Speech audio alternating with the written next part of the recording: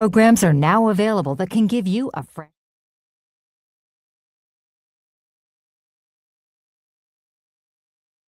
star reviews on Google and an A+ with the Better Business Bureau. You don't need to be afraid of the IRS and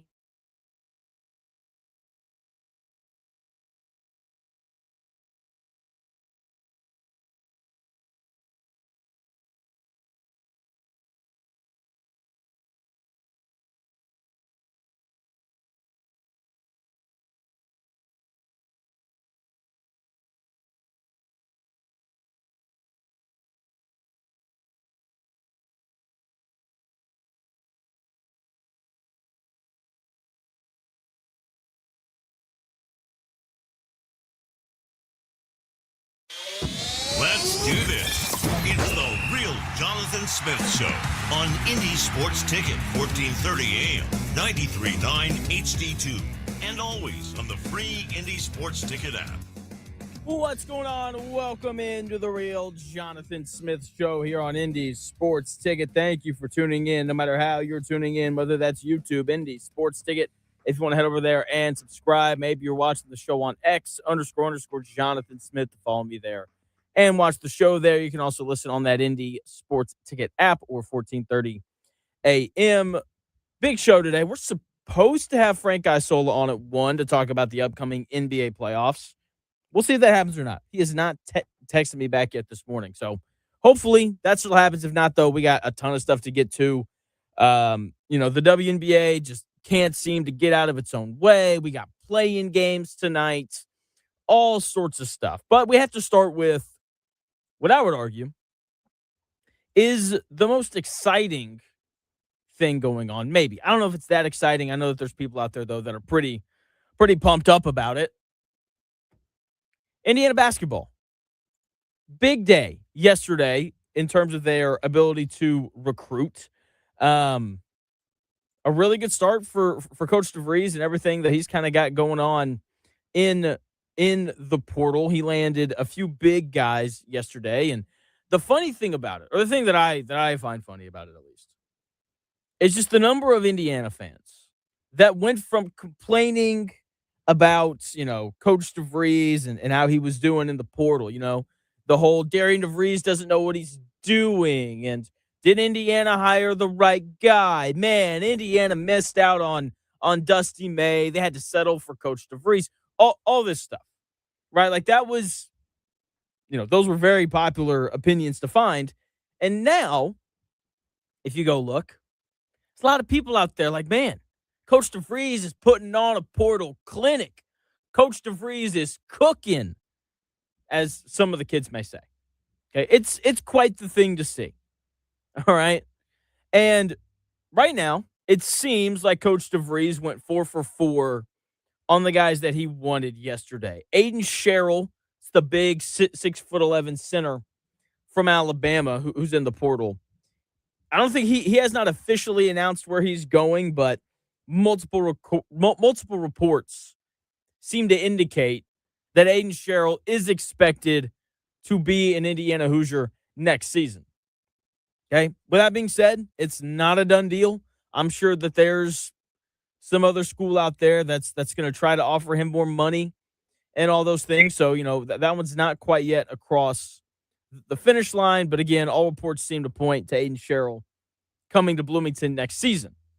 Jaden Mustaff from Georgia Tech, right? Big get, 6'6" guard from Georgia Tech. Marcus Burton, 6-foot point guard. Don't like the lack of size there.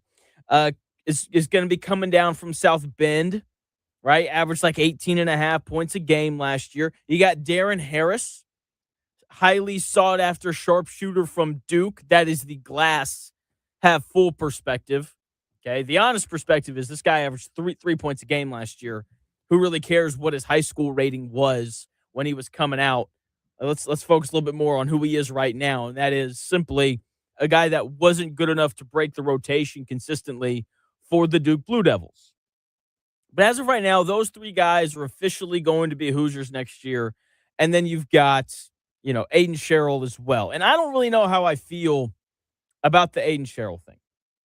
I get it, big, 6'11", can step out and shoot it a little bit. but it seems like he's just the kind of guy who just is going to the highest bidder.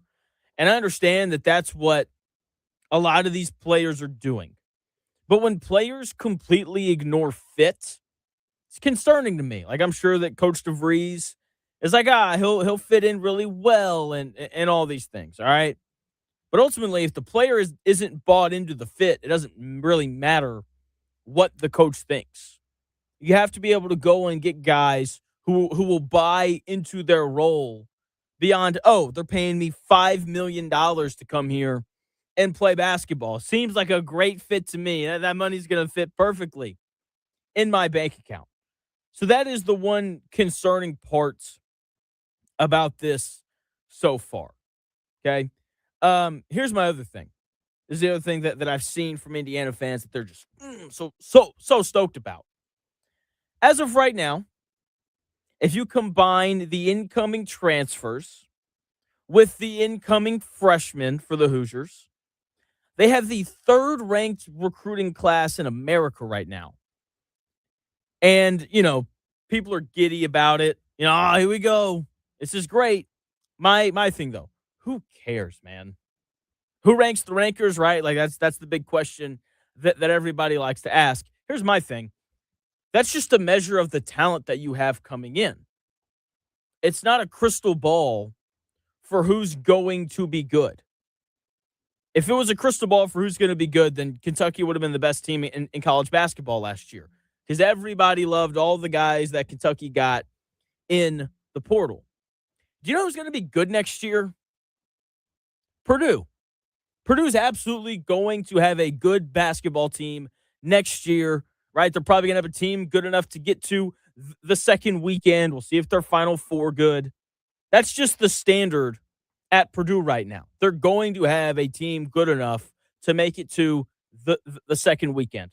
They'll probably compete to win the Big Ten, even though they're losing really important guys like Trey Kaufman-Wren and Fletcher Lawyer and Braden Smith. If you go and look at the recruiting rankings, however, they're 7th in the Big Ten right now in terms of recruiting rankings. Okay, you have to have talent to win. But once you get to a certain point, everyone has talent. Everyone has talent. Once you reach a certain point, you have to have something extra.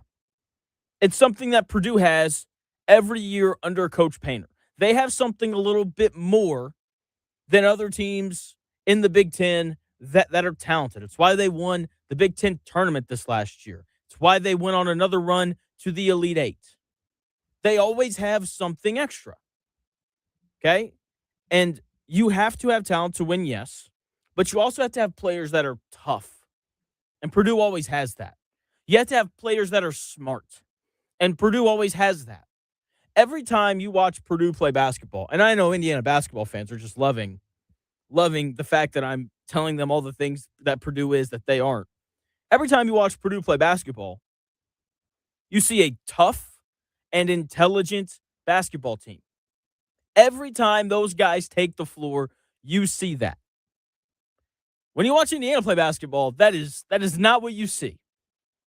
Indiana has to find a way to become tougher, and they have to play a more, I think, intelligent brand of basketball. Okay, I didn't think that they were very tough last year. Tough is not losing to Northwestern twice when your NCAA tournament hopes are on the line. That's some Mike Woodson stuff, right? That's what that is right there. Okay? And look, on paper, I can understand why Indiana fans are so excited. Okay? I get it. People are, all this talent coming in. It's going to be great. Yeah, sure. Like on paper, it looks great. But games aren't played on paper. They're played on the hardwood. And toughness usually prevails on the hardwood. And I just really want to know if all these new Indiana transfers, if these new Indiana freshmen, if they're tough or not. And look, if they're tough and they play intelligent basketball, then they're going to be just fine. Right? Because by all accounts, they're going to be talented again. But I'm kind of past the point of who really cares about talent. Okay? IU fan 71 chiming in saying Louisville's done great in the portal. They have, maybe. We'll see. Again, I enjoy bashing Kentucky. I think everybody does. But ultimately, like, we're gonna look on paper and we're gonna say all these different teams did really well and these other teams did poorly and so on and so forth. But ultimately, like, we're not gonna know who did well until the games start next season. I'm very excited for the games to start next year. I'm also really excited to talk about this next story. Chris, I'm going to bring you in here. I didn't put this on the sheet for a reason. Oh, surprise, surprise. I wanted to see the look on your face. Okay. When I brought this up. So a girl named, I think it's pronounced AZ Fudd. She was the number 1 overall pick in the WNBA draft last night. Okay. Would you like to hear, I don't know if it's true or not, so we'll just call it a rumor as of right now. Would you like to hear the rumor Sure. on why AZ Fudd went number 1 overall to the Dallas Wings? Absolutely. The rumor is that AZ Fudd went number 1 overall to the Dallas Wings because she is the girlfriend of the Dallas Wings' best player. Isn't that nuts? So who's the best player? Paige Beckers, and she is really good. Oh, they played at UConn together. Yeah, they did. Yeah, they did. That's where they met. That's their origin story. Wow. I know. Isn't that nuts? Man, that's so many things you could say about that. Do you think it's true? The rumor? Man, it's the WNBA. I absolutely believe that that's true. It's the only league where something like this would happen, and it's, I'm going to dunk on the NBA or the WNBA here in like 10 minutes with what their commissioner said last night. So I won't go too far here. But yeah, this is the only league in the world where I would believe that happened. Like, I can't believe it, man. Yeah, I knew they went to school together, but I didn't know they were like an item. Yeah. Wow. It's insane. Okay. Only the WNBA. Geez Louise. I mean, I don't even know.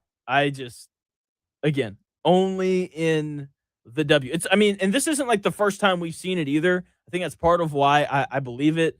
Like the Fever traded away their center a couple years ago because she was, I don't know if they're married or dating or whatever, some other girl. It's just so bizarre. And again, only in the WNBA where decisions are made for all sorts of reasons. It's pretty bizarre. So that happened last night during the WNBA draft. I just got the text from Frank Isola. He is good to go for 1 o'clock. We're going to talk. We're going to talk NBA playoffs and all those fun things. So, what they want? That was Jason calling in, confirming that the rumor is true, that they are indeed dating. Shout out, Jason. Appreciate it. Could you, man? I just, you know what they say. It's not what you know, it's who you know. So, like, if they're having a bad week with each other, has there ever been a technical foul on somebody on the same team? Like, what if they break up? That's my question. Saying. Like, don't bring your drama to the court, man. I'm stunned, man. I can't believe. Yes, I can. Let the puns and jokes begin. Dude, I don't know, man. I feel like that would be the number one reason to not draft her. Right? I just wouldn't want to bring that into my locker room, Yeah, conflict of interest of some sort. Yeah, just like a little bit. Look, I love women. Let me say that again. I love women so much. But, drama can follow, and the WNBA seems to be like a league where there's a lot of drama in a lot of these locker rooms. And I don't think that bringing someone's significant other into the fold is going to make it easier. I bet those press conferences post-game are going to be excellent. Like, well, she didn't pass me the ball, and she's not talking to me today. Yeah, we had a fight last night. We couldn't figure out. Let me not. I was about to make a really bad joke. I think Dallas is going to be our second favorite team behind the Fever now. I'm so intrigued, man. That is the one thing. This is the one thing that basketball, whether it's the NBA or the WNBA, does better than any other sport. All of the off the court drama stuff is always spectacular. It's always great. And whether it's Kevin Durant creating burner accounts where he's ripping his current teammates on the Rockets, or it's the Dallas Wings drafting, AZ Fudd or whatever her name is, number one overall because she's dating their best player. What's crazy? Their season starts in like 3 weeks. Oh my gosh. OC chiming in saying Fudd is strong at boxing out. That's funny. Oh no. That's good, man. That's good. That's really good. Woo. Man, incredible stuff. We're off to a hot start here on the Real Jonathan Smith Show, and we're gonna stay with the WNBA because anytime the WNBA has a large event, they just find a way to say something dumb. And Kathy Engelbert, the commissioner of the WNBA, she just couldn't help herself last night. She just had to open her mouth and say something dumb that's going to get everybody riled up in a negative manner towards the WNBA. We have that audio for you in 4 minutes.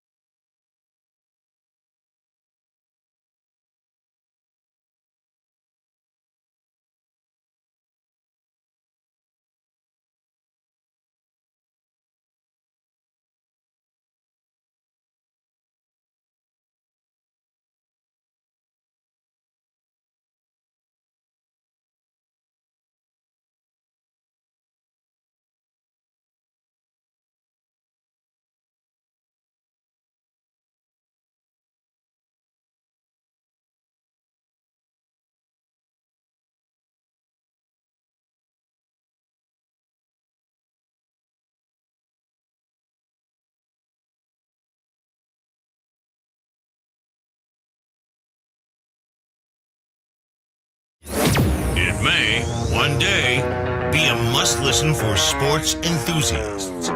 Yeah, and monkeys might fly out of my butt. Uh-oh. The Real Jonathan Smith Show on Indy Sports Ticket 1430 AM, 93.9 HD2, and always on the free Indy Sports Ticket app. Welcome back to the Real Jonathan Smith Show here on Indy Sports Ticket. Thank you for tuning in, no matter how you're tuning in, whether that's YouTube, Indy Sports Ticket. If you want to head over there and subscribe, you can also watch the show on X _ Jonathan Smith to follow me there and watch the show there. You can also listen on that Indy Sports Ticket app, which you can download wherever you find your apps. John Buzzard chiming in over the break. And Buzzard, you're right. I made a mistake. He said that I failed to mention running in that first segment. And that's, I don't know if you noticed this, Chris. Everybody who runs likes to bring up the fact that they run. You know what I mean? And so I'm sorry. I forgot to mention that I ran 10 miles on Sunday and then I'm running 4 more today. Hey, to be fair, we did talk about it before the show, though. We did talk about it before the show. That is true. That is true. All right. So WNBA, they've got their slew of problems, and their commissioner just not helping out at all. The commissioner of the WNBA just continues to show why people struggle to like the league. Because I do, like, there are people out there who enjoy it. Okay, the ratings reflect that. The number of people that are going to Fever games reflects that. But the likability of the league is not in a great spot. And it's because of clips like this. Listen to WNBA Commissioner Kathy Engelbert talking about her future.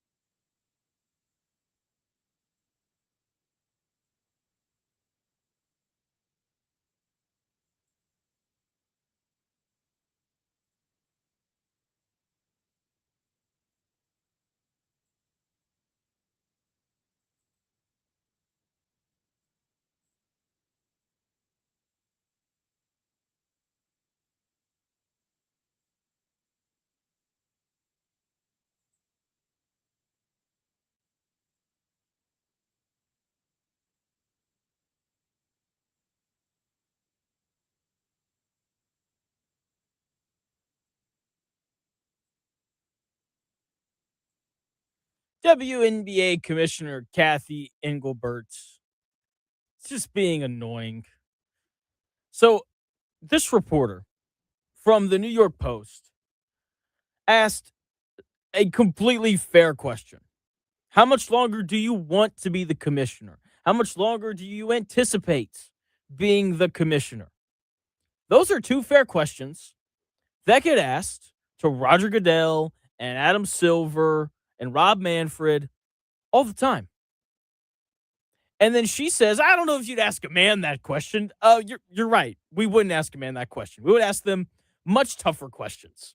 Adam Silver can't do anything right for the NBA. No one's pleased with anything that he does. Roger Goodell is going to get booed once again here in a few weeks when the NFL draft happens. Rob Manfred was considered what's wrong with baseball a few years ago, and some people still view him that way. No one liked David Stern when he was the commissioner of the NBA. When you're the commissioner of any sports league, especially a popular one, you're going to be questioned. It's like being the president of the United States. No matter what you do, whether it's right or wrong, people are going to be mad at you. That's just the nature of the position. Okay, you were going to be questioned when you were the commissioner of any league. And then she gives this long answer where she talks about how, we shouldn't be focused on her, right? We should be focused on the owners and the GMs and the players and all these things. What is she talking about? The league's booming right now. People have never been more interested in the WNBA. And she's ultimately the person that is going to decide if this league continues the success that they're having right now or not. The ball is in her court. No pun intended there. Whether she likes it or not, because there's going to continue to be insane amounts of attention on her over the next few seasons as the WNBA brings in these different expansion teams, as the Fever, hopefully have a full healthy season of Caitlin Clark, right? As they, continue to have various things happen. Like, it's just, she's going to be a focal point of the WNBA. Like, if you don't want to be in the limelight, don't be the commissioner. It's a really simple thing. And again, she makes this snide remark. I wondered if you'd ask me that question if I was a man. I love the reporter immediately being like, I absolutely would. I would absolutely ask you that question. Because she would. Male commissioners get asked tough questions all the time. Go back and listen to Adam Silver's press conference at the All-Star break, where he's just drilled on tanking the entire time he's up there. Tanking and the competitiveness of the league and why isn't the All-Star game competitive and yada, yada, yada. There weren't any softball questions in there anywhere. And look, if Kathy Engelbert doesn't like being asked hard questions, then she needs to step down, because those questions aren't going anywhere for the next few years as they try to make this a sustainable league. It's either that or fix the problems in the league. Like, why is it so physical? Why do the other women not like Caitlin Clark? Yada, yada, yada. Fix those things, and then you won't be asked as many hard questions.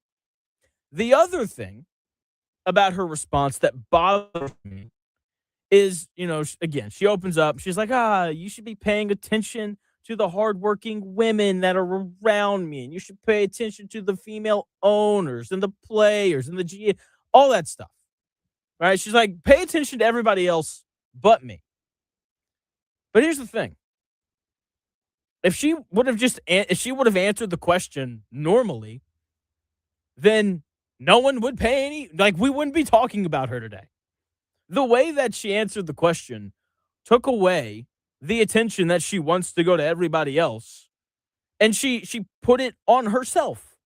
It's like, if you don't want people to pay attention to you, don't answer questions like that. Okay? I just, geez Louise, man. It's fine.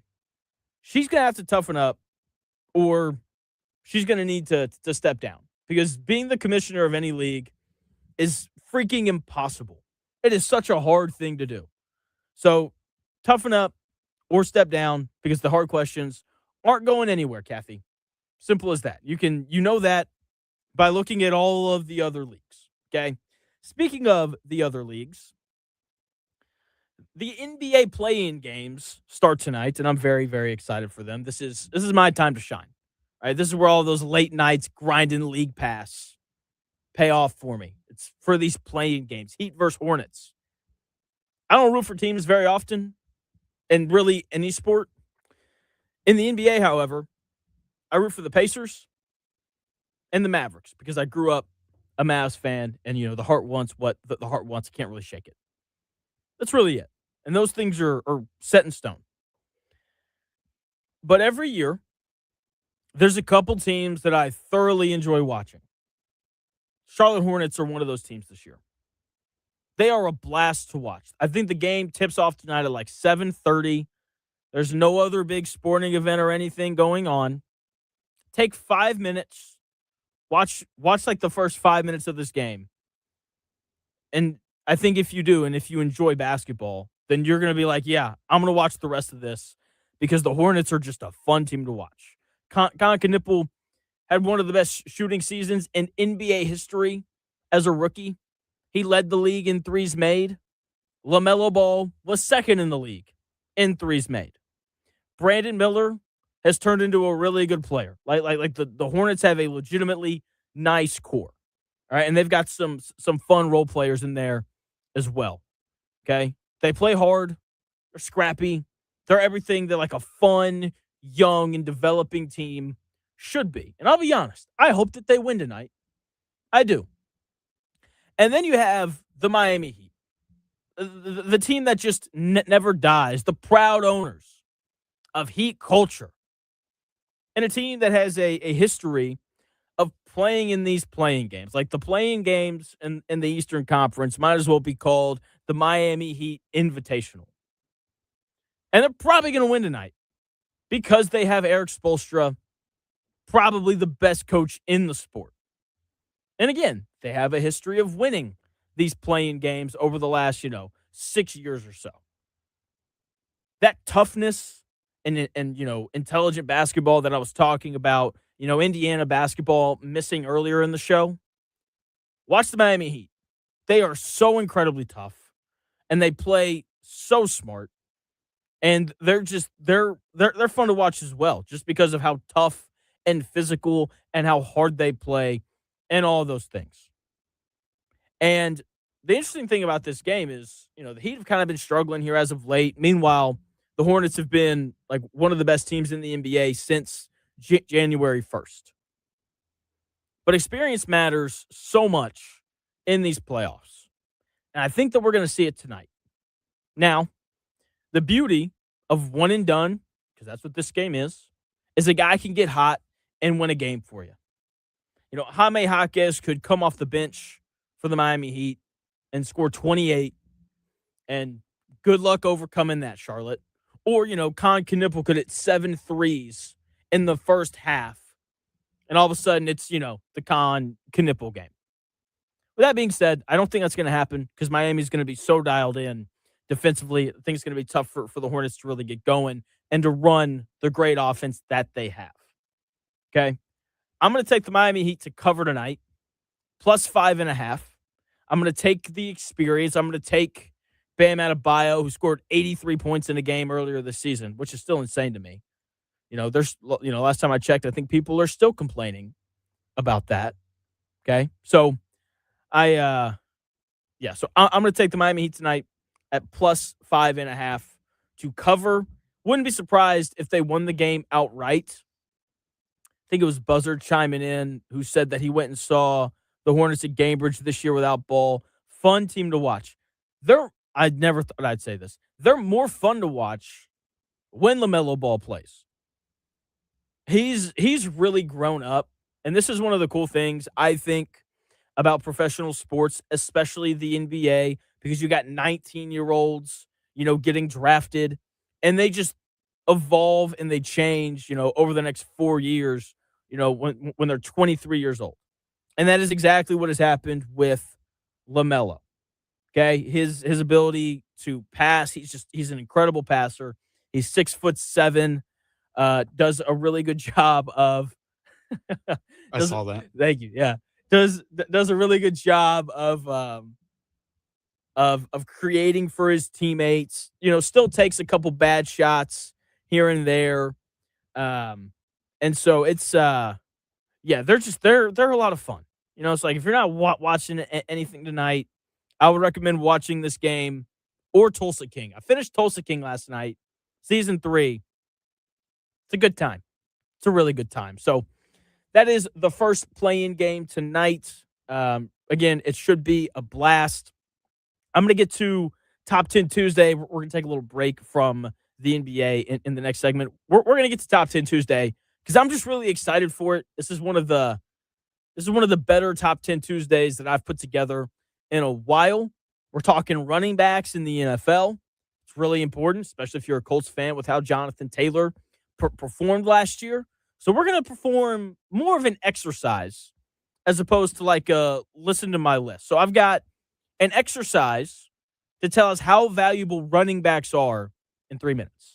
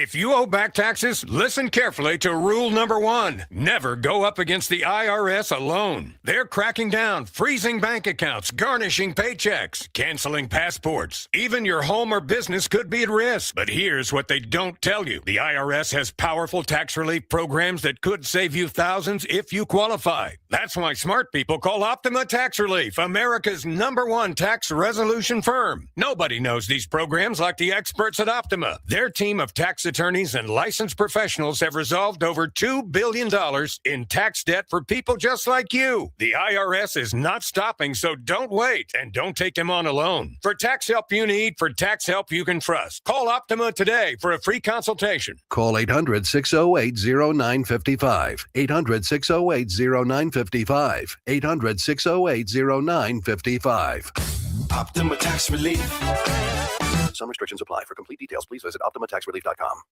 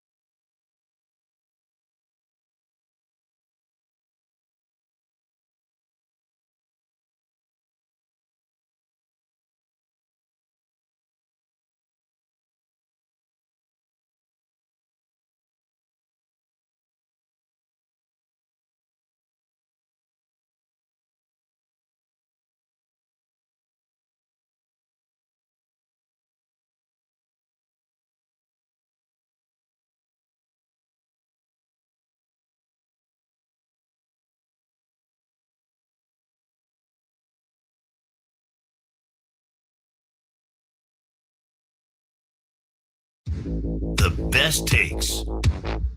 Maybe. The Real Jonathan Smith Show on Indy Sports Ticket 1430 AM, 93.9 HD2, and always on the free Indy Sports Ticket app. Welcome back to the Real Jonathan Smith Show here on Indy Sports Ticket. Frank Isola is joining us coming up here in about 20 minutes to talk about the NBA playoffs. We're going to get you ready for that. So that is, one of the big things on the calendar this month, the NBA playoffs. The other thing comes up here in like 2 weeks, 2.5 weeks, whatever it is. It's the NFL draft. And I was thinking about the NFL draft the other day because it's quickly approaching. And when you look around and you read different people's big boards and things like that, it is not uncommon to find Jeremiah Love, the running back out of Notre Dame, as the best player in the draft. He's number 1 on a lot of big boards. Yet, there's speculation on where he's going to be drafted because of the position that he plays. Some people think he's going to go 4th overall to the Titans. Some people think he's going to go 7th to the Commanders. Some people think he's going to go 8th to the Saints. Some people think he's going to fall to 9 and be drafted by the Chiefs, and so on. So because of the position that he plays, people don't really know where he's going to be taken at. Running back has been argued to be the least important and most replaceable position on an offense. And I think that those are very fair stances to take. Okay? Because, like running backs, like they grow on trees. You can find them just about anywhere. But here's the nice thing in terms of drafting running backs. It's pretty transferable from college to the NFL. It's pretty rare to find busts at the running back position because the ability to see the whole transfers from college to pro. Okay, the ability to run faster than the defense transfers from college to pro. The only question with these, rookie running backs is can they block or not? Can they block and can they catch? But let's be honest. No one cares about that if you're going to run for 1,000 yards a year. No one cares if you can block or catch. I know that because before this year, before Jonathan Taylor learned how to pick up blitzes and catch the football, no one cared that Jonathan Taylor couldn't block or catch. No one cared about it. Okay? So for Top 10 Tuesday, I wanted to look and see at how valuable running backs are. So I put together a list of, I think, the new golden boy of skill positions. Wide receiver. I put together a list of the 10 best wide receivers in the NFL. It's a passing league, and we're at a point where I think everyone knows how helpful it is to have an elite wide receiver on your team. The Seattle Seahawks aren't the Seattle Seahawks without Jackson Smith and Jigba. The Vikings aren't the Vikings without Justin Jefferson, and so on. So I put a list together of the 10 best wide receivers in football. Here it is. Number 10, I have Nico Collins from Houston. 9th, I have Garrett Wilson from the Jets. 8th, I have Puka Nacua. 7th, I have Malik Neighbors. 6th, I have Amon-Ra St. Brown. 5th, I have CeeDee Lamb. 4th, I have A.J. Brown. 3rd, I have Justin Jefferson. 2nd, Jamar Chase. And then at the top of the list, I don't know how you don't have Jackson Smith and Jigba. Okay? So you can probably adjust that list a little bit. Okay? But to be fair, I threw that list together in like 5 minutes because that's not the point of this Top 10 Tuesday. Also, Colts fans, I'm sorry. I completely forgot about Trent Richardson being a bust. But outside of him, there's really not that many. So here's the exercise. That is a rough list of the 10 best wide receivers in football.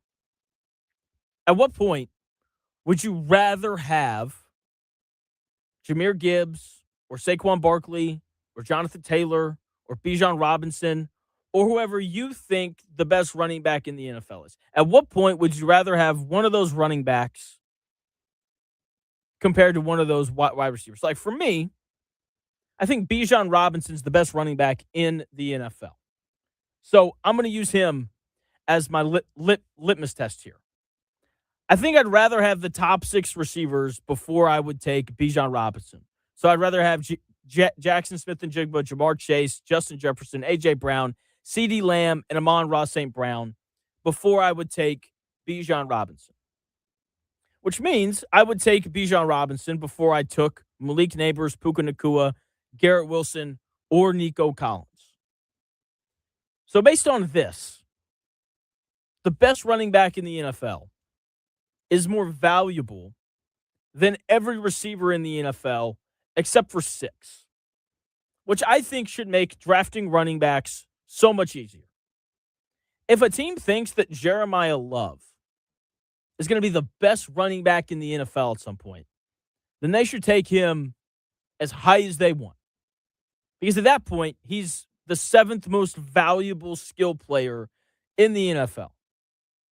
Now, Cornell Tate, wide receiver from Ohio State, seems to be the receiver that everyone has at the top of their big boards for wide receivers.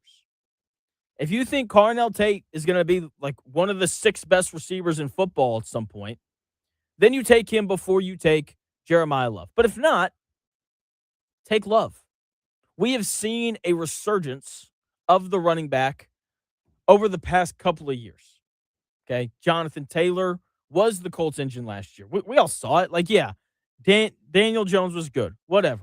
Why was he good? Because the Colts could turn around and hand the football off to Jonathan Taylor whenever they wanted and pick up 4 to 6 yards. Saquon Barkley was the best player on that Eagles team that won a Super Bowl a couple years ago. Jahmyr Gibbs and David Montgomery, you could argue that those two guys are the biggest reason why the Lions turned it around. Seriously. I mean, just incredible stuff from them. Okay, so we've seen running backs really have this resurgence in terms of importance. Christian McCaffrey has been the best player on the 49ers for the last 5 years. And the 49ers consistently have one of the best offenses in the NFL, even with Brock Purdy as their starting quarterback. Taking a running back high in the draft, I believe, is worth it again. But only if there isn't a receiver you think could be at the top of the NFL. I don't think Cornell Tate is going to be that guy. Then again, how many times have we seen Ohio State receivers be that guy once they show up. I mean, it's, so betting against an Ohio State receiver, probably not my best work here. Okay. But I think it's totally reasonable for Jeremiah Love to be the first skill player taken in the draft that's not a quarterback. Okay. Also, see, Notre Dame fans, I can say something nice about your guys every now and then. Okay. So it's my Jeremiah Love take. Take him high, because if you get him behind the right offensive line, like he's going to have a positive impact on your team, right? And I say that, and some people are immediately like, running backs are position dependent, right? Like, you have to have a good offensive line. Yeah, well, so is receiver. You have to have a good offensive line, and you have to have a good quarterback. You have to have two things in order for that to work. I mean, we saw Justin Jefferson last year playing in that Vikings offense with, just with J.J. McCarthy throwing him the football. By the way, I just want to point this out real quick. J.J. McCarthy was a backwards hat guy on draft night. Not surprised at all that things haven't really worked out for him very well in Minnesota, right? I'm telling you right now, if Fernando Mendoza gets drafted and they cut to him in Miami and he puts that hat on backwards, I'm out. I don't like it. All right? Whereas, like, with other positions, that doesn't really matter as much. Anyway, Frank Isola joining the show here in about 13 minutes or so. We're going to talk a little bit more about the NBA playoffs. He's going to help you get ready for that. I am beyond ready for them. I'm ready for NBA awards. I'm ready for the games tonight. Already talked a little bit about Hornets and Heat. I'm taking the Heat to cover plus 5.5. Wouldn't be surprised at all if they won the game outright due to their experience in these games. The other game tonight, you can hear it in my voice. I'm stoked. You were excited today. So excited for Blazer Suns. I can't wait for Blazer Suns. Right? So, I said earlier how, look, I'm always going to root for the Pacers and the Mavericks because I grew up rooting for the Mavs and the Pacers. I think anyone who just likes basketball has enjoyed watching the Pacers play over the last 3 or 4 years now, just because of how they play. Okay, so those two teams, I'm always going to root for. Outside of that, I don't really root for teams. There's just certain teams that I like and don't like watching. The Blazers and Suns have been so much fun to watch this year. I've had such a blast staying up late and watching Portland play basketball and watching the Suns play basketball. Both teams are incredibly tough. Like when Drew Holiday is your starting point guard, like you are going to have a toughness about you, and Portland has that. The Phoenix Suns have done I thought they did a really good job in the offseason of bringing in guys like Dylan Brooks, who are going to guard and be incredibly tough. And that is the identity of their team. It has been so fun to watch. So both teams are tough. Both teams play good defense. You've also got a couple of players in this game having career years. Denny Avia for Portland has been a stud. Could be an all NBA selection. Devin Booker, of course, is an absolute bucket, right? Dylan Brooks is having the best offensive year of his career by a rather large margin. Devin Booker, though, is still the main attraction in this game.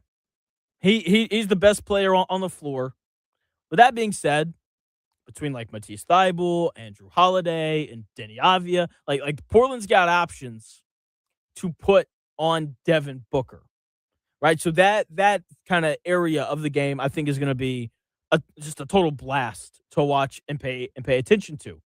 Both of these teams really guard. Both of these teams have really good go-to scores, whether that's Devin Booker or Denny Avia.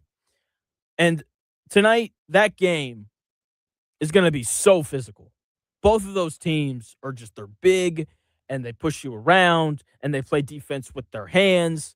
And it's awesome. So excited for that game tonight. The Suns were favored by 4.5 when it first opened. I just saw 3.5 a couple of minutes ago which I like because I liked him at -4.5. And man, they're such both these teams. I'm so excited for it. I'm gonna take the Suns to win and cover at 3.5. Um, they have the best player in this game. They have the best player on the floor, and they have more experience than this young Portland team. And both of those things matter a ton. Okay. Having the best player on the floor in a, one game scenario like this is tonight, it's such an advantage. Because ultimately, like the goal of basketball is to get the best shot that you can, right? The team that consistently gets better shots tends to win the game. And when you have a guy like Devin Booker, you can get a good shot whenever you want. If your offense gets stuck, he can just go get you one. It's a really nice luxury to have. Okay, so I'm gonna take the Suns tonight to beat the Trailblazers. I'm so excited. I can't wait for this, and it's gonna be a blast. Aiden Sherrill, by the way, center from Alabama, canceled his Michigan State visit. I mean, he's going to IU. Guys don't cancel visits when they're unsure of what they're going to do. Okay, so go ahead. Congrats to Coach DeVries, 4 for 4 on the 4 guys that he wanted over the weekend. They're still going to have to fill out that roster a little bit more, but we'll see how it goes. Yeah, so can't wait for the games tonight. They're on Amazon Prime. I know that Chris doesn't like that. Hey, you're going to send me your password so I can watch the game, right? I can do that if I need to. I can do that if I need It's to. for work purposes. Yeah. Yeah. For work. Yeah, dude, that's the best part about this job. Like one of my buddies, he's a really good friend of mine. I'm going to be a groomsman in his wedding here in the next couple months. He texted me last night. And again, he's my friend. It's my guy. But he does this one thing that bothers me. Where if I want to hang out with somebody after work or on a weekend, I'm going to say, hey, man, do you want to play pickleball on Saturday or whatever it is? That is not what my guy does. He says, hey, man, what are you doing tomorrow night or whatever? And I don't like that question because if you're going to like ask me to like help you do yard work or something like that, I don't want to tell you that I'm free. It's a trap. It is a trap. That's exactly what it is. It's such a trap. And, like his name's Matt. That's my guy. Matt, he'll be like, what are you doing? I'm like, oh man, like this guy just moved. Does he need help like putting something together? And look, he's my guy, so I'm not gonna like lie to him. But last night I was like 7 p.m. Watching the playing games, and I gotta run 4 miles because I gotta bring that up whenever I can. And he was like, oh man, I was trying to go play some pickleball. Well, if you had led with that, I wouldn't have said the 4 miles thing. We just would have gone, and played some pickleball. But he played himself there. That's really what happened. Again, it's a trap. Had you said that you were available, it probably would have been a different response. He probably would have had something else. But since you said you were busy, now you have FOMO. That's right. That's right. That's right. Okay. Frank Isola, who does a great job covering the NBA. You can hear him on Sirius XM every morning from 7 to 10 a.m. He is set to join the show here at 1 o'clock, where we will get you ready for the NBA playoffs.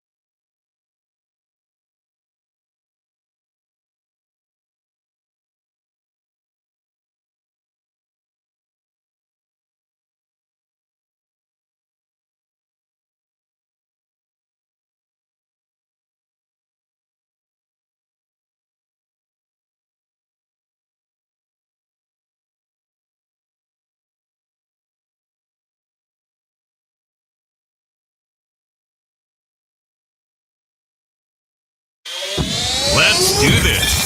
It's the Real Jonathan Smith Show on Indy Sports Ticket, 1430 AM, 93.9 HD2, and always on the free Indy Sports Ticket app. What's going on? Hour number 2 of the Real Jonathan Smith Show getting underway. Thank you for tuning into the show, no matter how you're tuning in, whether that's YouTube, Indy Sports Ticket. If you want to head over there and subscribe, maybe you're watching the show on X, maybe you're listening on the Indy Sports Ticket app or 1430 AM. So many ways to listen. There's really no excuse not to, especially when we have great guests like Frank Isola joining us now to talk about the NBA playoffs. You can see Frank on ESPN, does a great job on Pardon the Interruption. You can hear him on NBA Sirius XM radio as well. Frank, what's going on? How are you? All right. So where is Dockich? Is he tied up in your basement? What's going on right now? Dockich was given an offer by Outkick to be exclusive with them, and he took it. So it's me now. You always remember, it's the local audience that drives everything. You just stepped into it. Good for you. Yes, sir. It's been a lot of fun. We've been doing the show for a week and a half now, and it's just, we've hit the ground running, which has been it's been really nice. So, and that's great. For me, it's really perfect timing, Frank. I pride myself on my NBA League Pass hours watched, and the playoffs. They start up tonight with the play-in games, and I know there's a lot of people who have fallen in love with just watching this Hornets team this year. Is there a play-in team playing tonight or tomorrow that you've just kind of found yourself watching a little bit more often compared to years past? It's funny. If you think about, and there's been a lot of bad with the NBA this season. I think the regular season was terrible. All the tanking teams, a lot of guys injured. I mean, you guys are well aware what's going on in Indianapolis. But the Hornets have actually been one of the better stories. I think Con Knippel coming in as a rookie, I just think he elevated everyone in that group. LaMelo Ball, there were whispers on maybe they were going to try to trade him. Brandon Miller's finally coming to his own. Miles Bridges has played really well. So there's a lot of good stories in the NBA, and the Hornets are one of them. And I think it would be really cool. First of all, they're getting a home game, which is great. And if they could win that, they'd have to go on the road to beat either Philadelphia or Orlando, whoever lose that game tomorrow night. But I'll tell you what, if they could somehow sneak in there and get the 8th seed, they will not be an easy out for Detroit. And you kind of want that game to happen because those two teams got into that big fight back in February. And there's been a lot of bad blood between the two teams. And that's what you want to see in the playoffs. It's probably not going to reach the level of the Knicks against the Pacers all those years, but it would be pretty cool to see two teams that, generally don't like each other. They don't. And, the Hornets as a whole, like Musa Diabate, the guy who got in the scuffle, Pistons and Hornets would be a lot of fun. I'm really excited about the Trailblazers as well. I think they're another really good example of some of the good that we've seen from the regular season this year. Kind of the emergence of Denny Avdia. He was really good the last month of last season, but to see him put it together for a full year, I think that's a team that, with them playing at like 11 p.m. on weeknights, the fans here in Indiana haven't really gotten to see a ton of. What do you think of Portland, and how do you think that they kind of measure up against Phoenix tonight?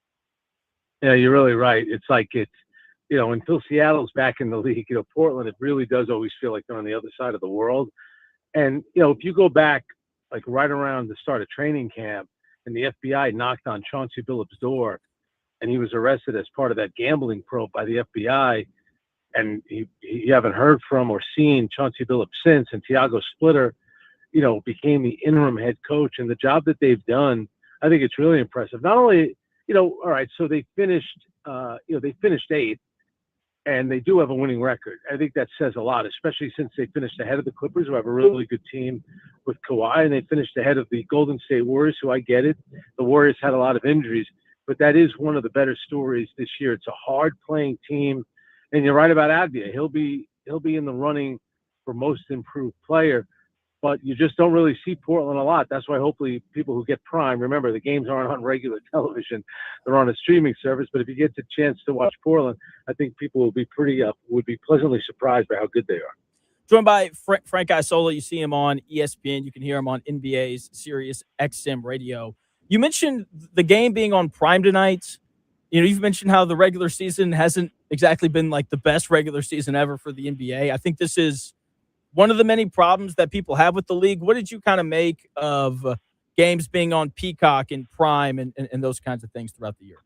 Like the opening day of the baseball season, the first game of the year, it's wacky that it was the Yankees playing in San Francisco against the Giants, but that game was on Apple. So here you have like the first game of the season, you got to go searching for it.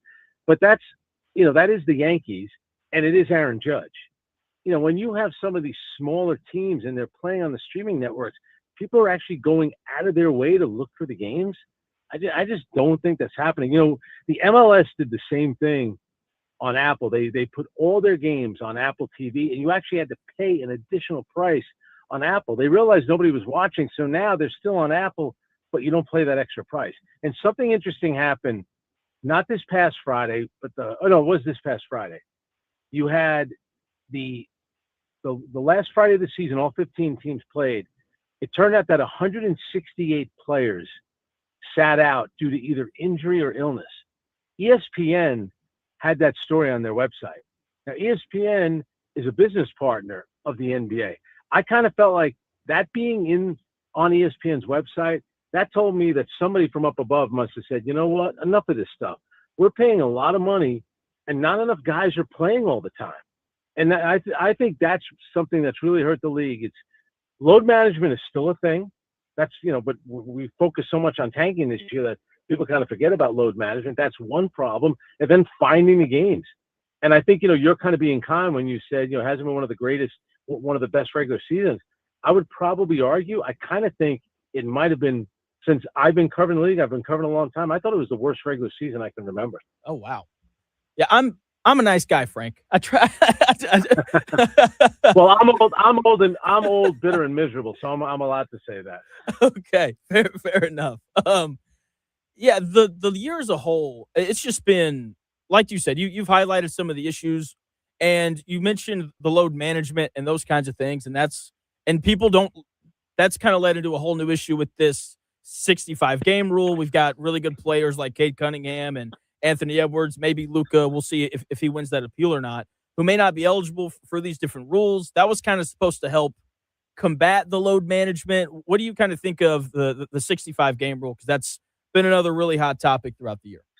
It does seem like a lot of guys get to 65 and they wipe their brow and go, "Woo, I made it. So now I don't have to play anymore." The guy that has a legitimate case is Cade Cunningham because he did appear in 65 games.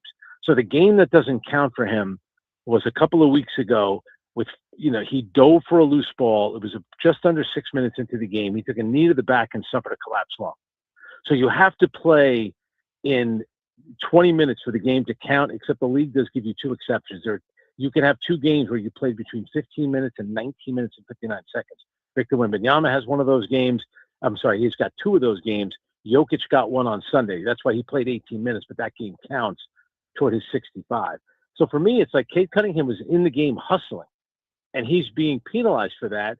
And, Luka Doncic went over to Slovenia for the birth of his child, which is great. All power to you. You should do that. But how can a guy that wasn't in the country and not in uniform, why would they give him the benefit of the doubt on that? And they conveniently forget that he got suspended because he accrued 16 technical fouls, which means you get an automatic 1-game suspension. Had he not gotten suspended, and the reason he got suspended because he whines and moans the entire game to the point where he got 16 technical fouls, he would have appeared in 65 games.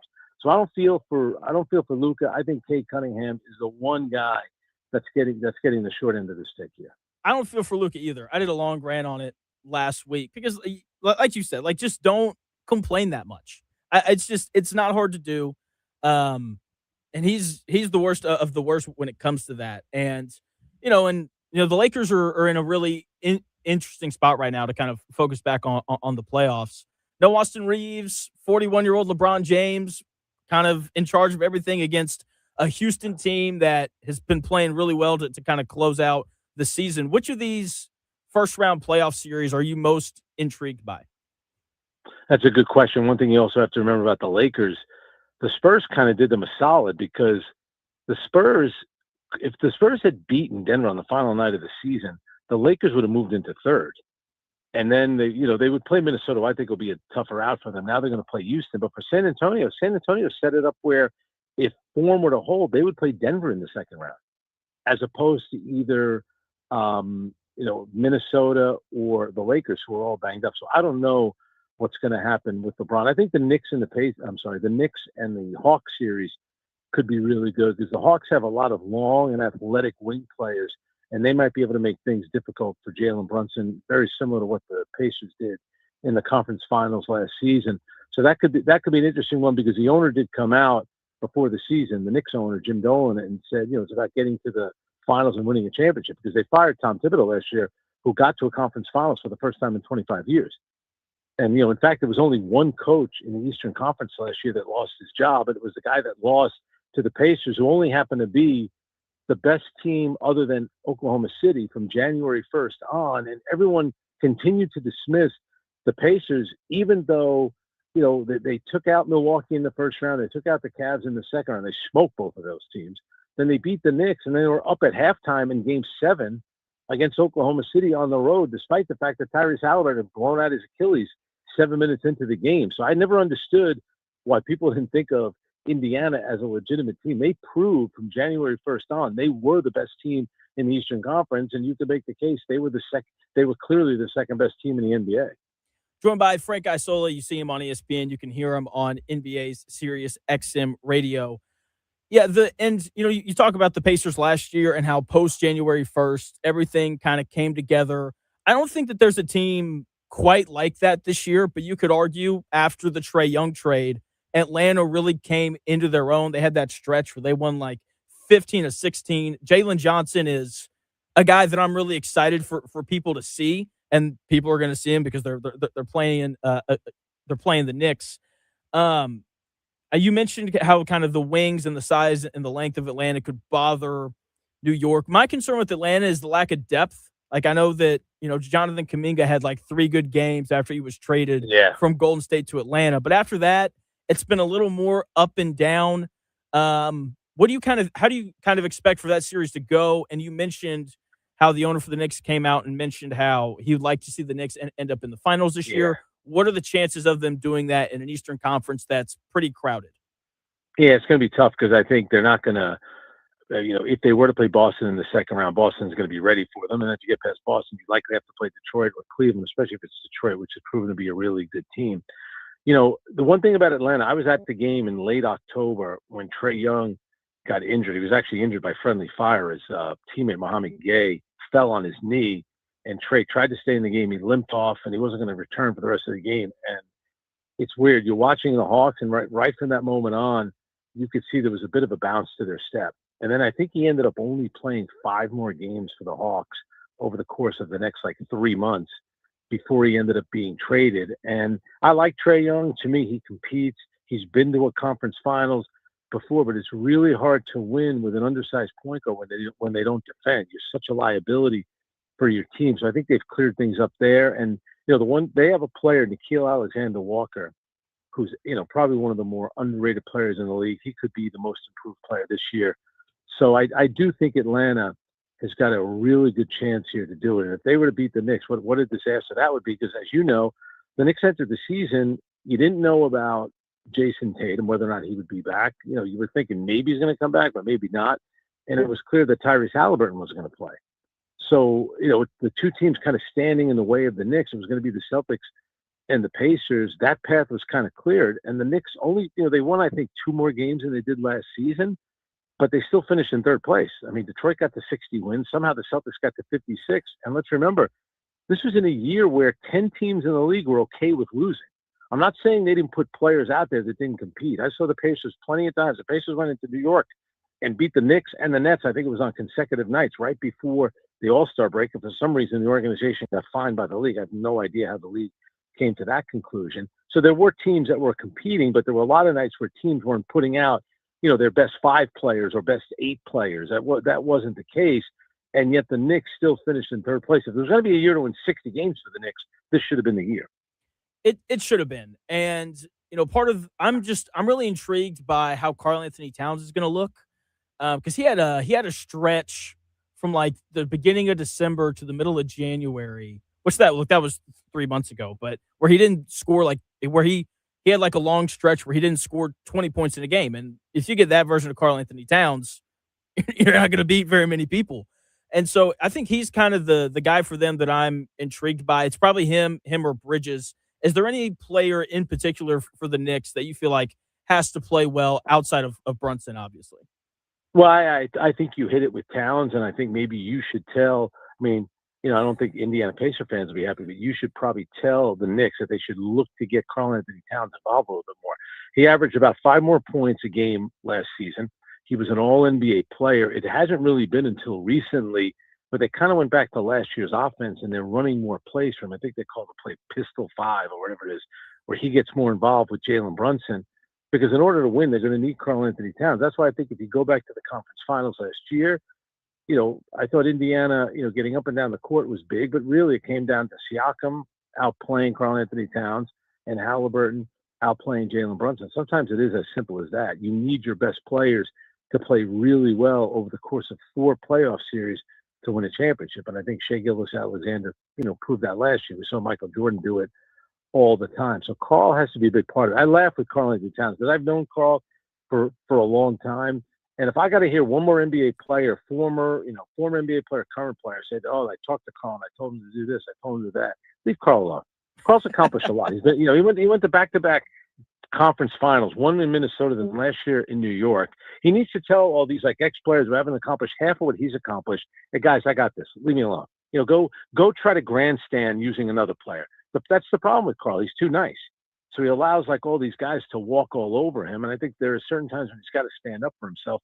And I think maybe he's starting to do that now. Okay, joined by Frank Isola. You see him on ESPN. You can hear him on Sirius XM radio from 7 to 10 in the morning. You mentioned Boston earlier and how they miraculously got to 56 wins on the year. I know Joe Mazzulla doesn't want the award, but I would probably vote him as Coach of the Year. What are you expecting from the Celtics and more specifically Jason Tatum as the playoffs get rolling here? What Tatum did on that Friday night when he came back and he played, and my radio co-host Brian Scalabrine, who does the Celtics broadcast, was in the building. He said it had a playoff-like feel to it because it was against Dallas. So Cooper Flagg, who's a Maine kid, so he's a New England kid making his debut or playing his first game as a pro in Boston, and Tatum coming back. So there was an electric vibe in the air that night. And for Tatum to play like that, and now, you're thinking, oh, it's going to go really slow. He's probably going to have a setback. Who knows? Maybe they'll shut him down for a week, and he'll just be like some average role player. He's hit the ground running. And I think it's great. In a league where not enough guys want to play, this dude wants to be out there playing. So, he got hurt. Let's say it was 9:30 at night when that game against the Knicks. Dr. Martin O'Malley, who's the Nets doctor, is kind of like the Achilles tendon, specialist. Jason Tatum ended up having surgery 3 p.m. the next day, so that was under 24 hours. The same thing happened with Tyrese Halliburton. Tyrese Halliburton got hurt and then flew to New York, and Dr. Martin O'Malley performed the surgery. Doing the surgery as quickly as that really accelerates the healing process. And what Tatum has done is miraculous. Now, the timing of it for Halliburton was much different because he got hurt in June.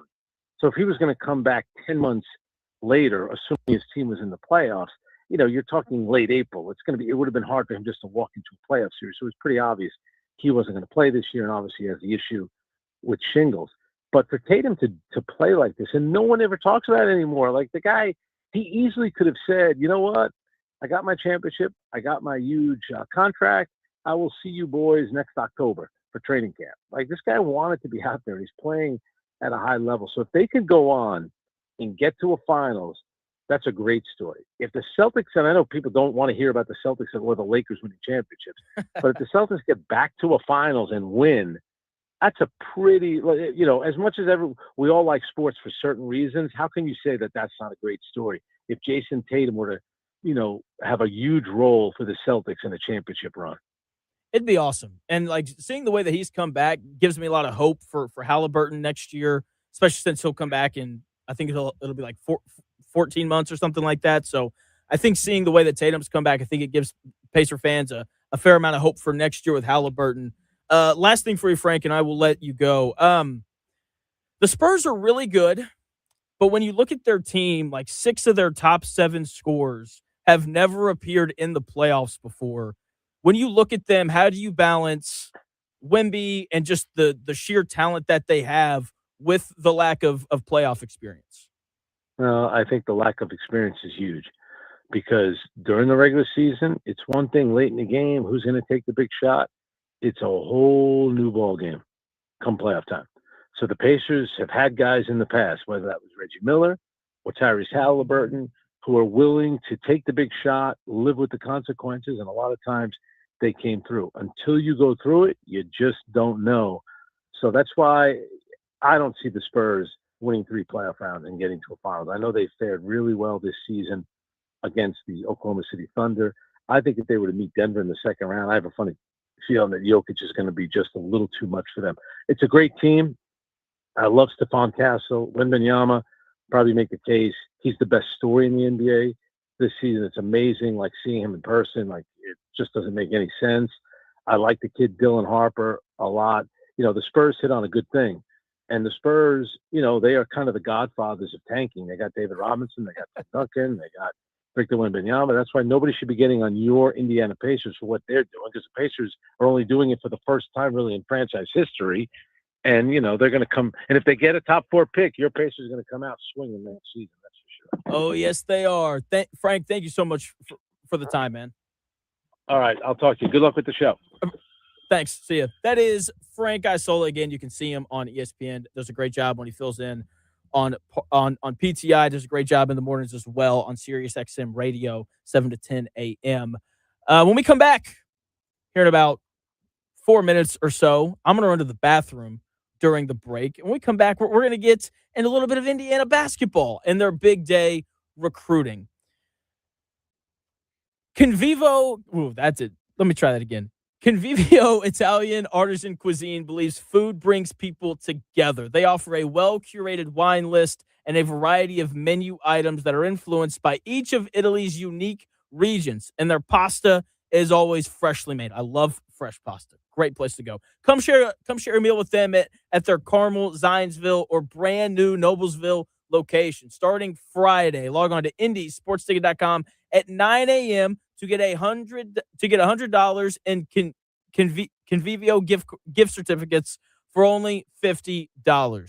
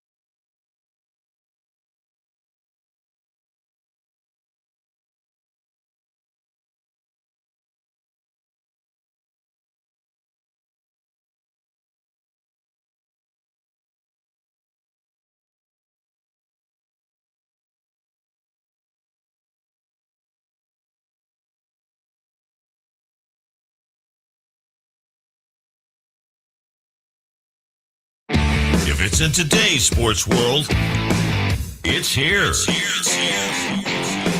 The real Jonathan Smith Show on Indy Sports Ticket 1430 AM, 93.9 HD2, and always on the free Indy Sports Ticket app. Welcome back to the real Jonathan Smith Show here on Indy Sports Ticket. Thank you for tuning in.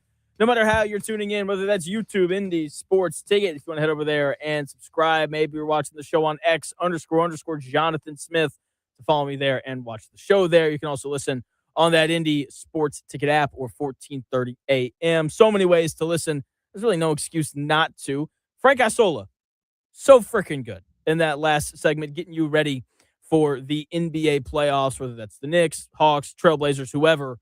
Talked a little bit about a brutal NBA regular season as well. So big thanks to Frank for taking some time to come on the show.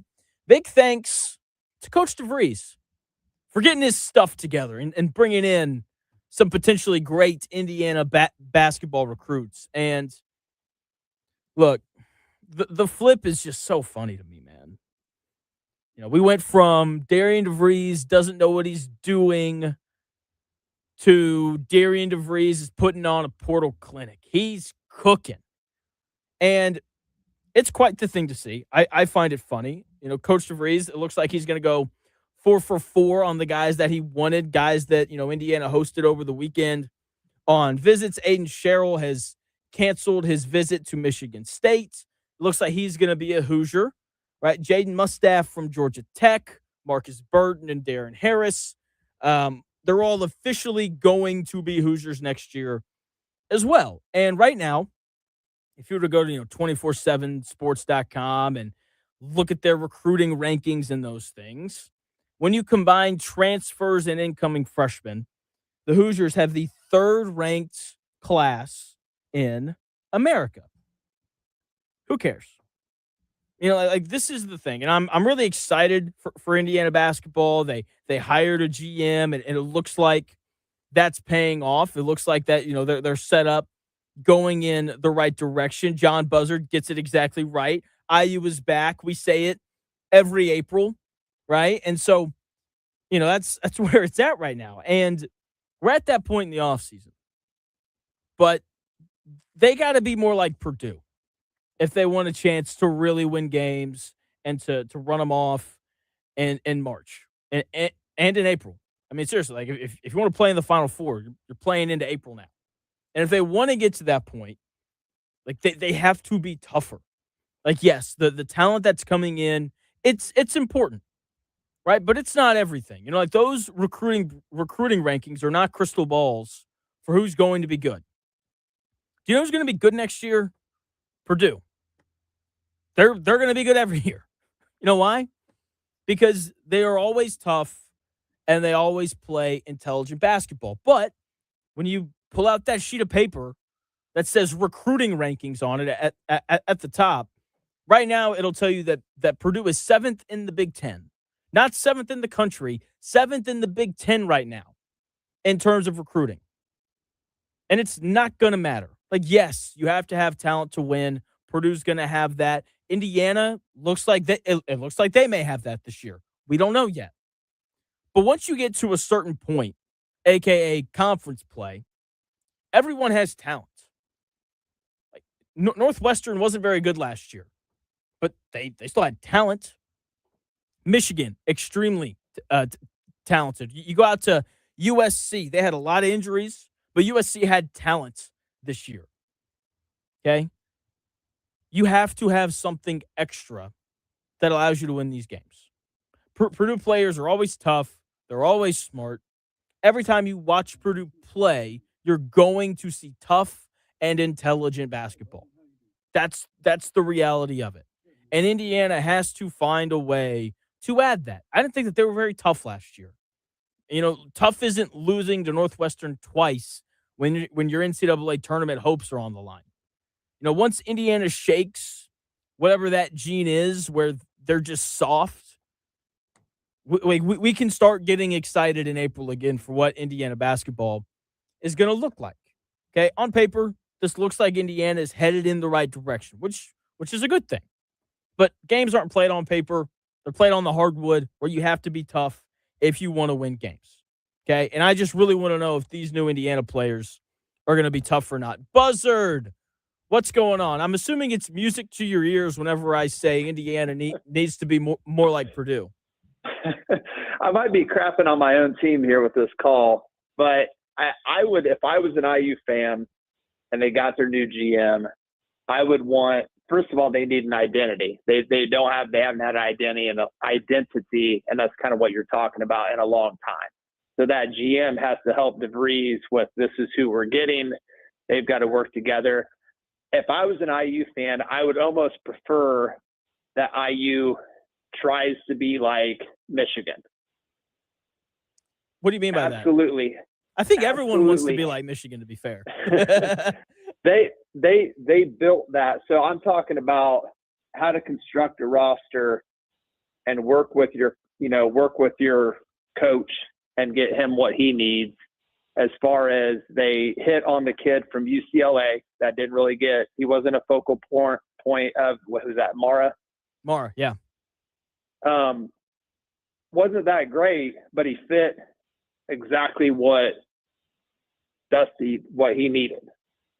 They were able to get older, get those guys, but I think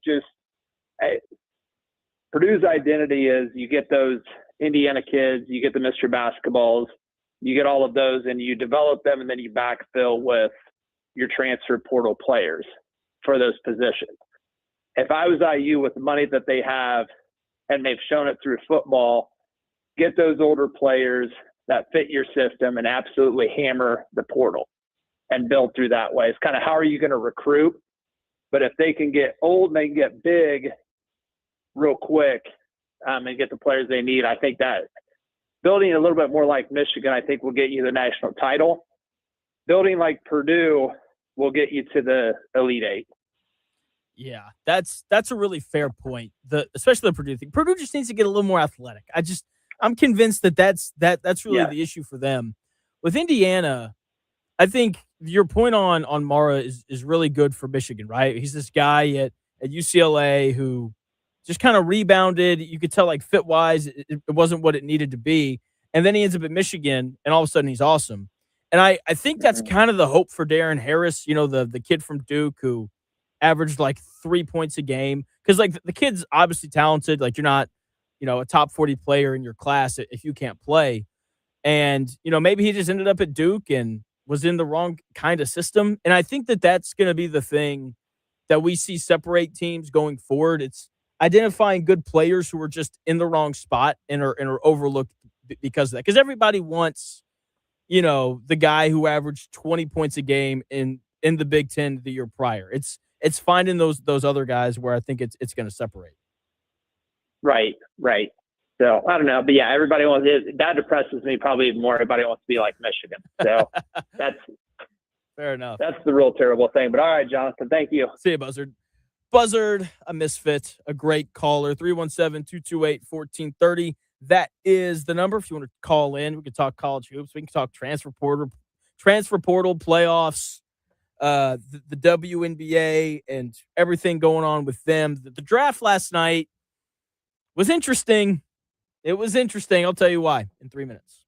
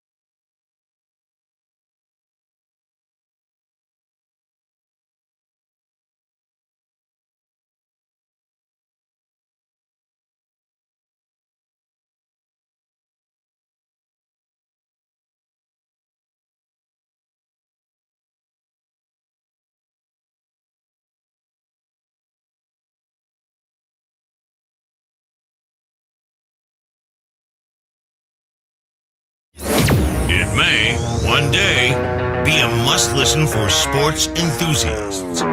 Yeah, and monkeys might fly out of my butt. The Real Jonathan Smith Show on Indy Sports Ticket 1430 AM, 93.9 HD2, and always on the free Indy Sports Ticket app.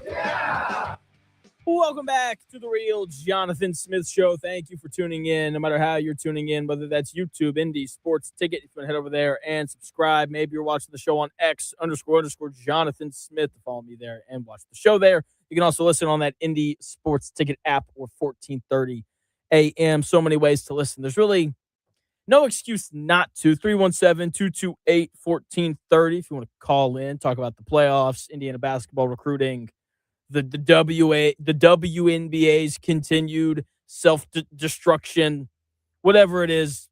Feel free to call in 317-228-1430, and we will, of course, discuss it. Speaking of the WNBA's self-destruction, Chris, should we start with the commissioner or should we start with the number one overall pick? I would go with the commissioner first. All right, let's do start. Let's start with the commissioner and Kathy Engelbert. That's how you pronounce it. She just continues to be annoying, and I think that people enjoy the WNBA. Like there's a population of people that when the WNBA games come on, they're like, all right, like it's the summer.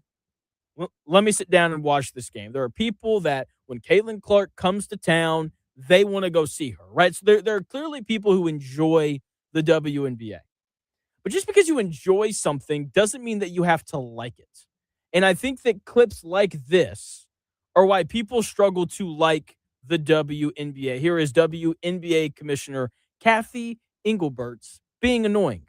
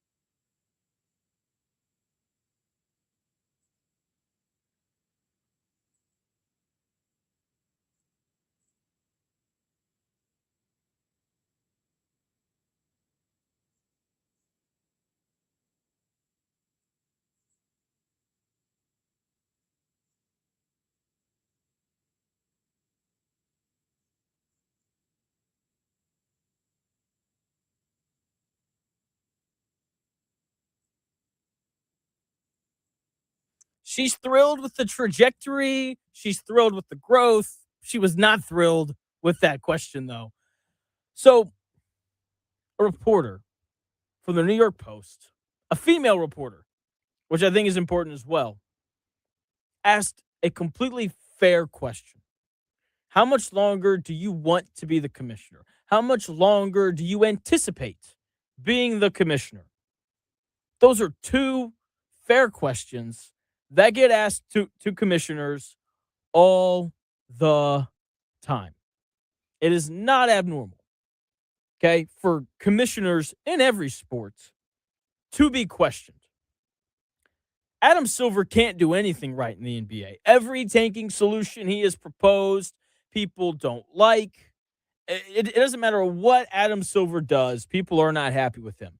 Roger Goodell is set to get booed once again next week, right? Yeah. Next week during the NFL draft, which will start on Thursday. Rob Manfred, commissioner of baseball, was once considered what's wrong with baseball a couple of years ago. Some still view him that way. No one liked David Stern when he ran the NBA. When you're the commissioner of any sports league, you are going to be questioned and disliked. It's like being the president. Doesn't matter what any president does. There's a lot of people who are going to like what you're doing, and there's a lot of people who are going to hate what you're doing. So ultimately, you just have to do what you think the best thing is. Okay? It's part of being the commissioner of any sport. Okay? She says that we shouldn't be focused on her. What is she talking about? The league's booming right now. This is the most popularity the WNBA has ever had. You know how I know that? Because 4 years ago, if she had said you'd never ask a man that question, I wouldn't be talking about it on a radio show. People wouldn't care enough to talk about it. People have never been more interested in the WNBA. And she's ultimately the one who's going to decide if the league continues the success that it's having or not. There's going to be insane amounts of attention on her over the next few seasons as the expansion teams, continue to pop up and funnel in. As Caitlin Clark and the Fever continue to win games and teams foul Caitlin Clark way too hard and accusations fly of how the other players don't like Caitlin Clark, and all those things happen. You're going to get a lot of attention during those times. And then she makes this snide remark. I wonder if you'd ask that of a man. And this is why people don't like the WNBA. They're just so sensitive. And you could hear it the entire time she was answering the question. She answered it in such a defensive manner. And I love the reporter standing up for herself, going, I would absolutely ask that question to a man if they were doing as poor of a job as you are. I added the last part. The male commissioners get asked tough questions all the time. Go watch Adam Silver's press conference at the All-Star break.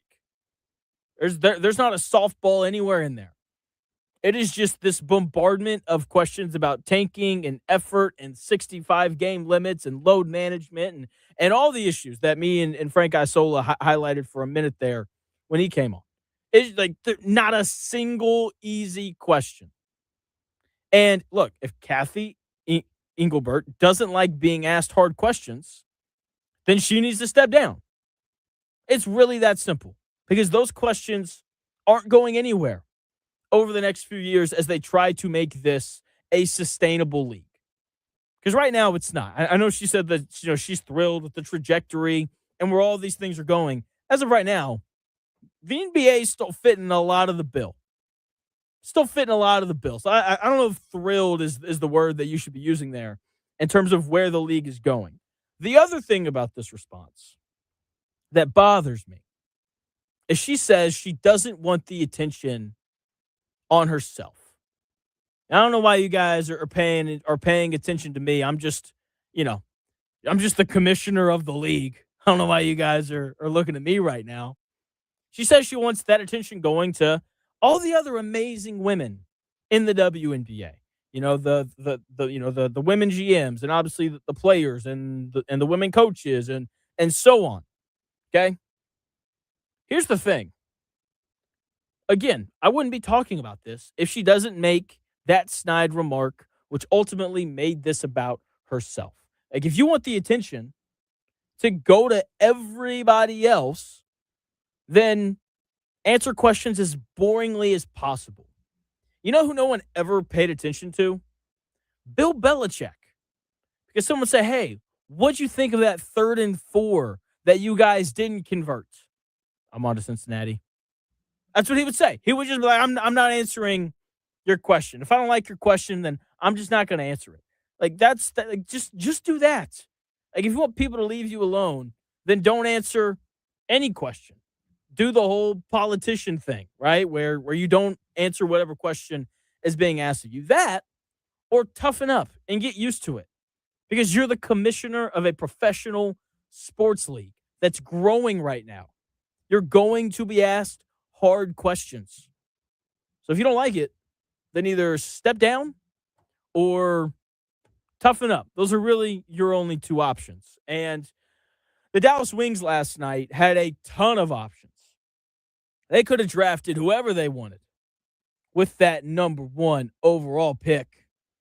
But in WNBA fashion, they took AZ Fudd. shooting guard from UConn. If you look at ESPN's big board, they have her as the number 2 ranked player in this draft class. Number 1 was Olivia Miles, guard out of TCU. And oh man. And apparently the WNBA in the WNBA, the Dallas Wings took AZ Fudd because she is dating their best player. Incredible. That's the reason why she got drafted? She's a really good player. This Sure. isn't like a like a Bronny James scenario where if Bronny James's dad wasn't LeBron James, he probably would have gone undrafted. I get it. Again, look, she's according to the ESPN big board, she's one of the 2 best players in the draft, right? So like she's obviously a really good player and all those things. She just wasn't the best player available according to a lot of people. Olivia Miles was. And but, the Wings took her because she's dating Paige Beckers, their best player. That's pretty cool, I guess.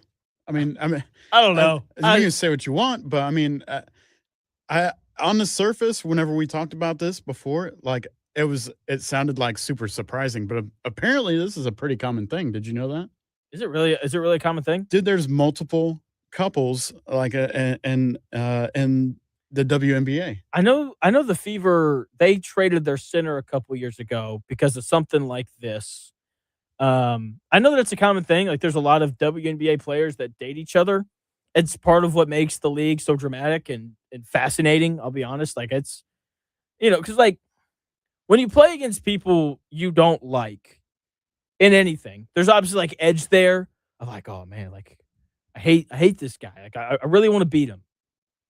But like when you're playing like your buddy, you have to beat your friend. Right. You absolutely have to. And so I think that there's some of that with this, but I don't know, man. I didn't realize how common it was. I mean, that's pretty cool. Like just for an example, just looking at what AI has showed me, Alyssa Thomas and DeWanna Bonner currently playing for the Mercury. Right? DeWanna Bonner played for the Fever last year. Okay. And then like missed her girlfriend or wife or whatever it is. And so the the Fever released her so that she could go to the Mercury and be reunited. So this opens a whole new subject here. Like, I mean, do we eventually have teams that are just couples? Or do we have like a team of singles or divorcees or something? You know what I mean? That's how they do All-Star Weekend. We have the married ones versus the single ones. For the because like in the NBA, they did like two like American teams and then a world team. In the WNBA, it's your single, your team of singles, your team of marrieds, and then your team of divorcees.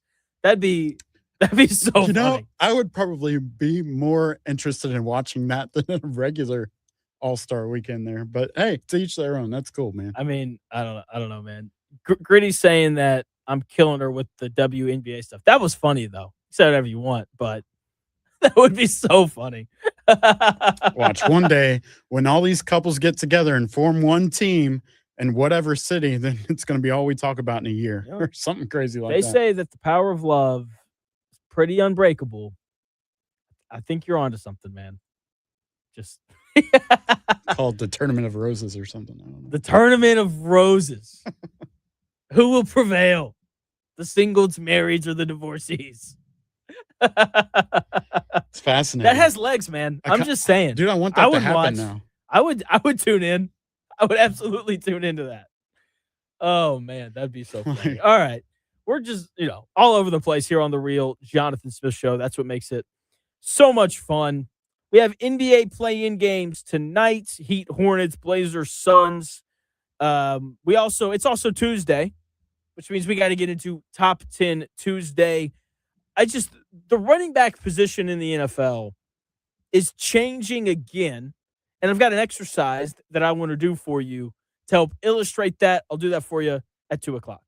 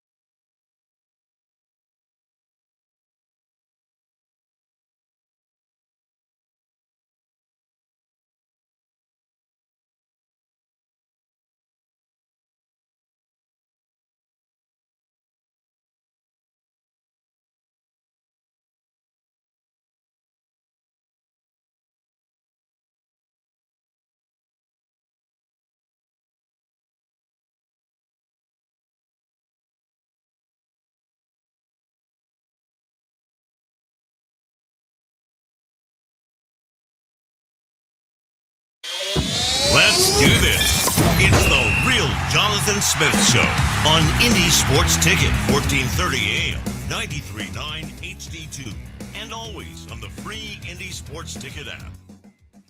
Welcome back to the real Jonathan Smith Show here on Indy's Sports Ticket. Hour number 3 getting underway. Thank you for tuning in, no matter how you're tuning in, whether that's YouTube, Indy Sports Ticket. If you want to head over there and subscribe, maybe you're watching the show on X__Jonathan Smith. To follow me there and watch the show there. You can also listen on that Indy Sports Ticket app or 1430 AM if you're just driving around the Indianapolis area. 20 minutes. We are playing a game for tickets to Holiday World. This is Chris's creation, and I'm very, very excited about it. It's going to be fun, and so you should call in here in about 20 minutes. Okay, 20 minutes. We're playing a game for tickets to go to Holiday World. So I forgot what I said I was going to talk about when we came back. Top 10 Tuesday. That's what it was. Oh, okay. Yeah.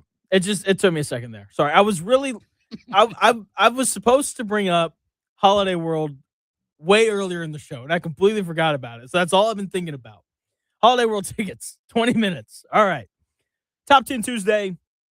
It is time for the NFL Draft. It's right around the corner. Okay, there are a lot of people who have Jeremiah Love as the best player in this draft class. I'm hoping we can get Kevin Potts on tomorrow or later on in the week to kind of talk about how he views him.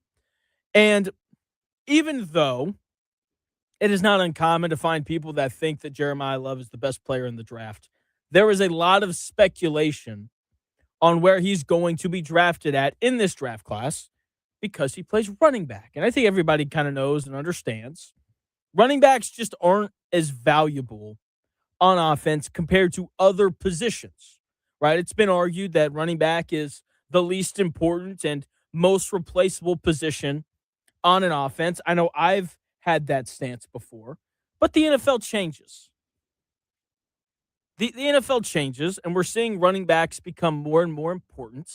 And the nice thing for general managers about drafting running backs, with the exception of Trent Richardson, most running backs transfer pretty smoothly from college football to the NFL because things like vision transfer. If you can see a hole in college, you can probably see the hole in the NFL.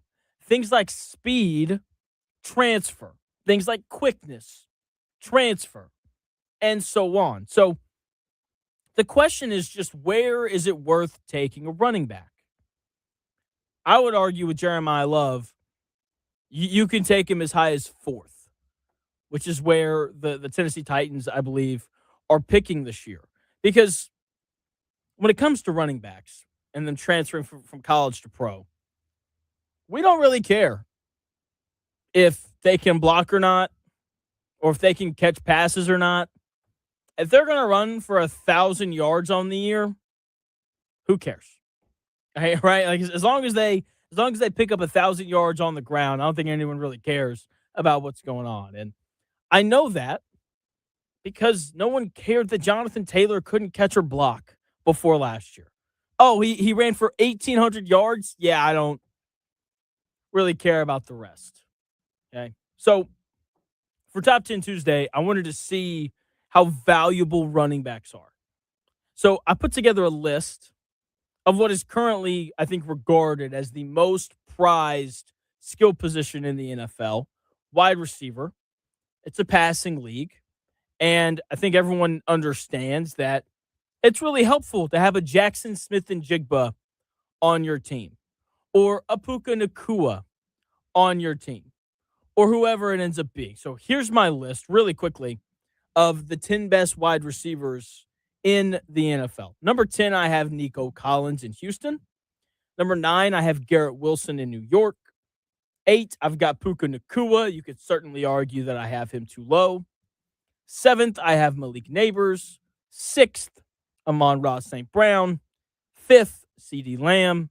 4th, A.J. Brown. 3rd, Justin Jefferson. 2nd, Jamar Chase. And number 1, I have Jackson Smith-Njigba. And again, you can probably change that. You can tweak it. Again, if you want to put Puka Nacua higher, you can totally do that. whatever you want to do, right? This list is not set in stone. I made it in like not even 5 minutes. Okay. I would like to pose this question. Think of your top 10 wide receiver list in your mind.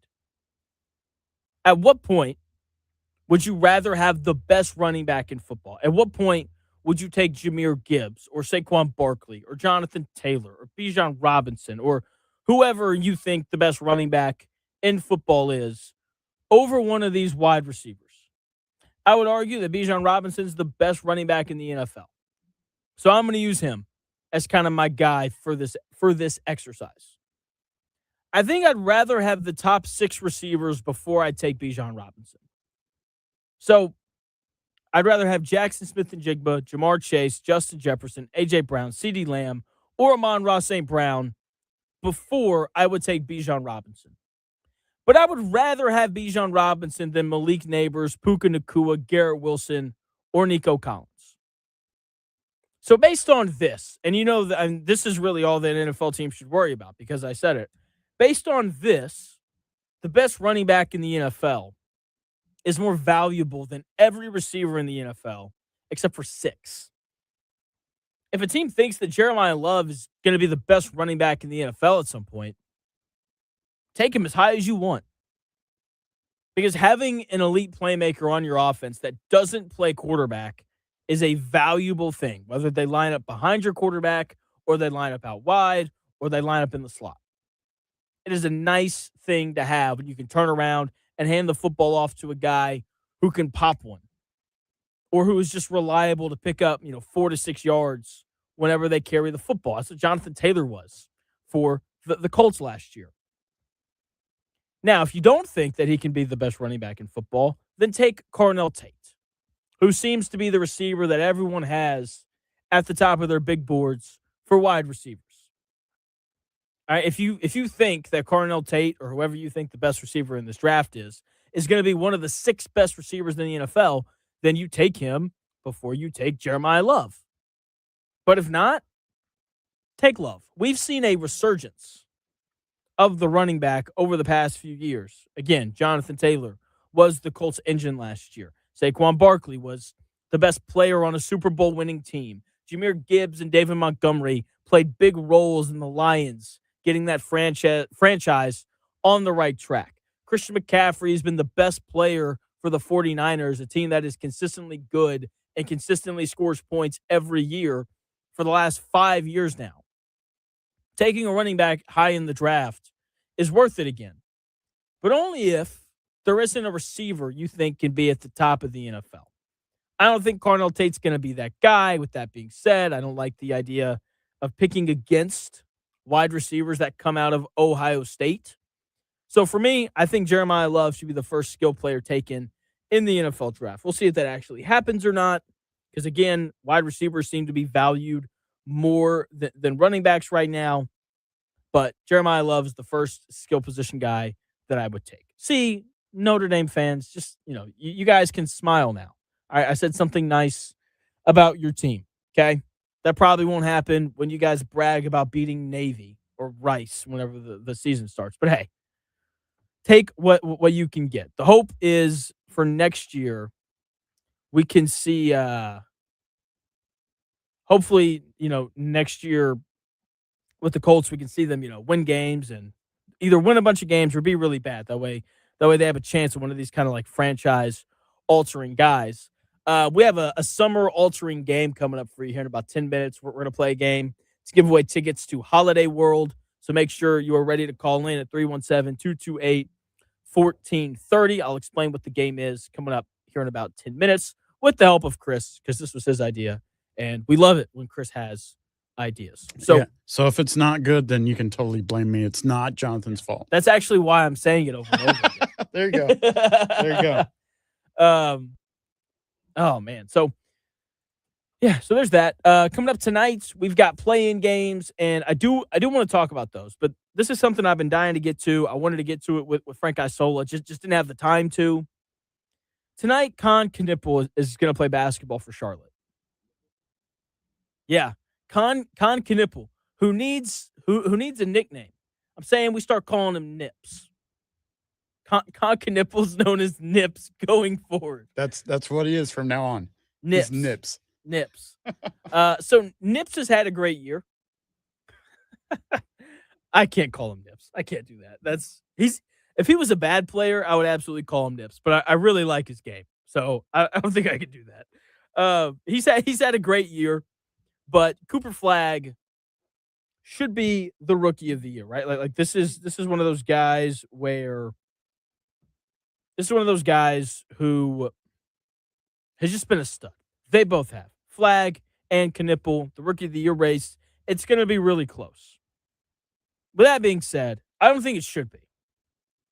When you compare the two, I worked in restaurants for a long time. Chris, let me ask you a question. Sure. Who's more important in a restaurant? The dishwasher or the chef? Definitely the chef. Okay, why do you say that? Because if there's no food to put on the dishes, then what's the point of washing dishes? That's right. Okay. I'm glad you get it.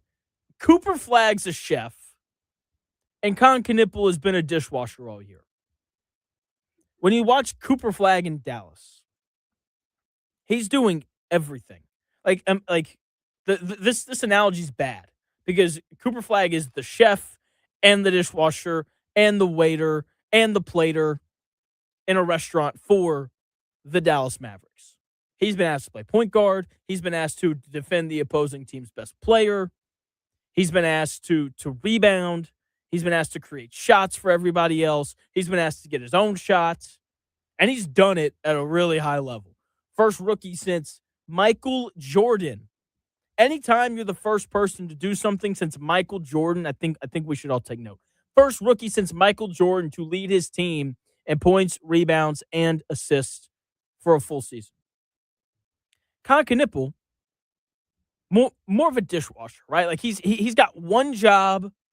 It's important because if you don't have clean dishes, then no one's going to come back to your restaurant, right? So it's an important job. It's just not as important. Knipple has been asked to set screens, flare, and knock down threes, and he's done it at a really high level, shooting 42% from three on the year on 8 attempts per game. He's led the league in three, and he led the league in three-pointers made this year. He played in 81 games. Dude's been awesome. Okay, so I'm not taking away from what Nips has done in Charlotte. And the reasoning, yeah, you said we need a bell? Okay. There used to be a bell on the hotkeys. It may be gone, though.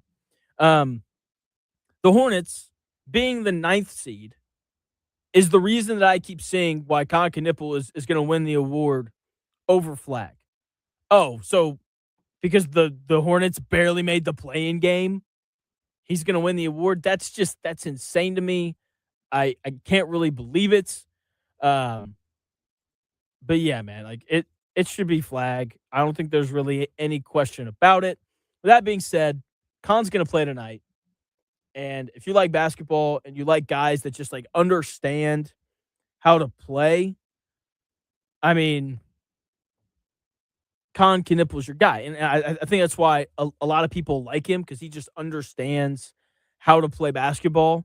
But he's just not being asked to do as many things as Cooper Flagg is doing. Cooper Flagg's the chef. Knipple is the dishwasher. So, there you go. Chris, have you worked in a restaurant before? Maybe once. No, I mean, okay. I don't know if Domino's counts, but it counts. Yeah. Okay. Yeah. I think that counts. I delivered. I didn't do anything with the food. I just delivered it. Okay. I worked in restaurants for a while. Brutal. Yeah. Hated it. Not for me. What did you like anything about it? I got a lot of steps in. I guess that's beneficial. Yeah. It's about it. And the food at the end of the night. What was the worst part of working in the restaurant? Because I don't have the experience. The Sunday afternoon rush. Hands down the worst part. But that's the money-making time too, though, Nope. right? Church people don't tip, man. Oh, it's man. really surprising. Sad. That's what I'm it is. sorry. But, yeah, man. So, but yeah, can you work Sunday? I'd be like, yeah, I guess so. That's a hard no. Yeah. And Like, it should be a day where you make like $200 and go home happy, but it ends up being a day where you make like 120 and you're just like, this is awful. Yeah, I'm going to pass on that, buddy. So brutal stuff. But every other day of the week is nice. Most of the time, within reason, right? But there you go, man. There you go. So when we come back in about 4 minutes, we're playing a game. If you want tickets to go to Holiday World, 317-228-1430. That is the number if you want to go ahead and start calling in now. Secure your place to have an opportunity to win some Holiday World tickets. It's two tickets. Take your kid, take your spouse. Like Amelia and I have talked about going just ourselves because it's an absolute blast. You'll have a great time. 317-228-1430 if you want a chance to win 2 tickets to Holiday World.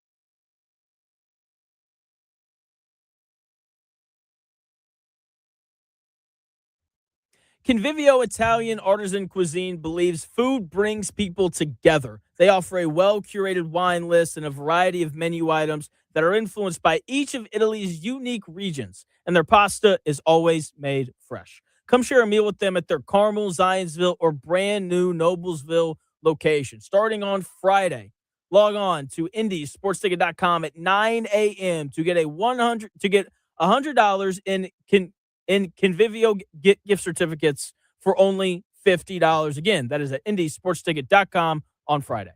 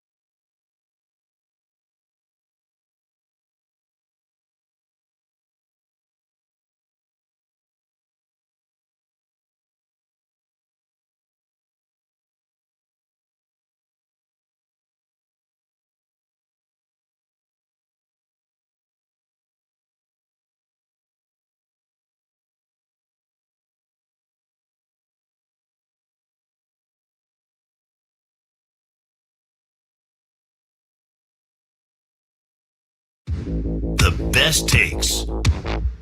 Maybe. The Real Jonathan Smith Show on Indy Sports Ticket 1430 AM, 93.9 HD2, and always on the free Indy Sports Ticket app. Welcome back to the Real Jonathan Smith Show here on Indy Sports Ticket. Thank you for tuning in, no matter how you're tuning in.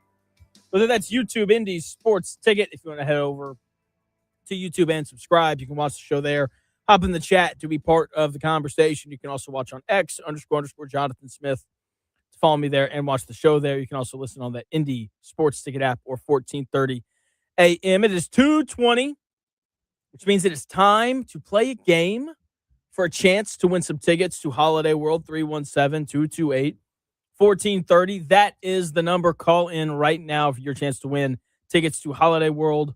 While you're dialing, we're going to have Chris explain what the game is. I should have had some game show music ready, but basically, since the NBA playoffs start tonight, at least with the play-in games, right? So I came up with 10 teams with the longest NBA playoff droughts prior to the end of the season a couple days ago, right? Okay. So these 10 teams I have listed here, I'm going to see if you can name all 10. If you cannot, the first caller that can name a team that is on the list will get tickets to Holiday World. So just one team, not the rest of the list. I'm going to see how far you can go. If you can make the whole list what of happens, 10, what happens if I get all 10? then we'll just give them to the first caller. Okay. Oh, we got a caller right now. So I'm going All to take right. this.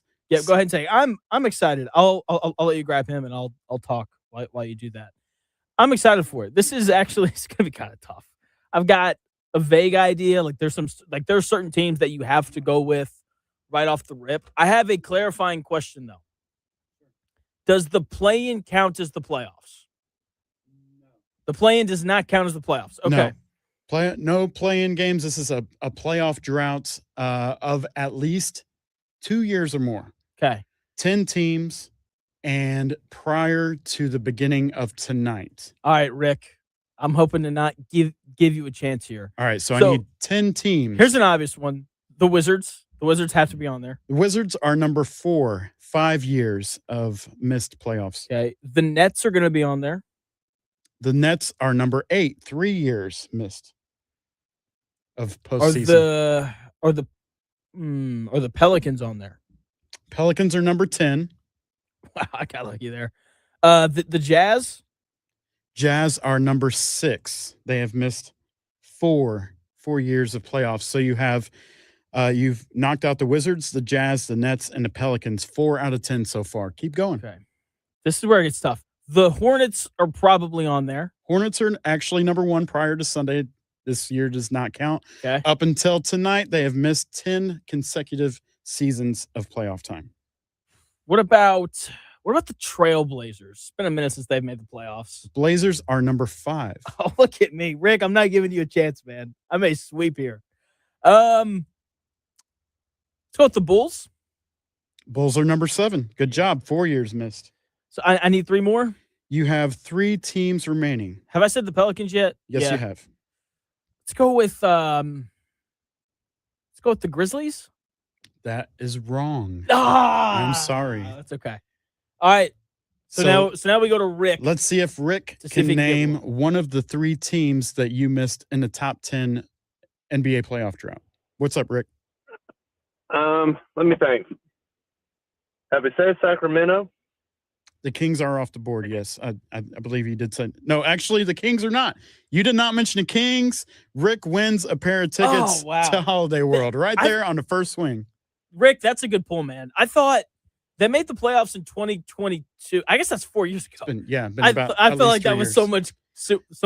All right, so much more recent. All right, well, not so much of a drought when it's 2 or 3 years, but those top 10 teams right there: Hornets number 1, Spurs number 2, as they are getting ready to start. Spurs, yeah. 7 years, Pistons as well. 7 years. This is their first year jumping in. Wizards number 4, Blazers number 5, Jazz number 6, Bulls 7, Nets 8, Kings 9, and Pelicans 10. There you go. That was fun. I like that. That's a winner. We'll do that again tomorrow. We can come up with a different topic. All right, hang on the line, Rick. I'm going to get you some information there. All right. So, congrats to Rick. Man, the Kings. I should have gotten that. I'm so annoyed. I can't freaking believe that. And I was trying not to cheat. You know, I'm sure people were tweeting at me and throwing the answers in the chat, but incredible stuff right there.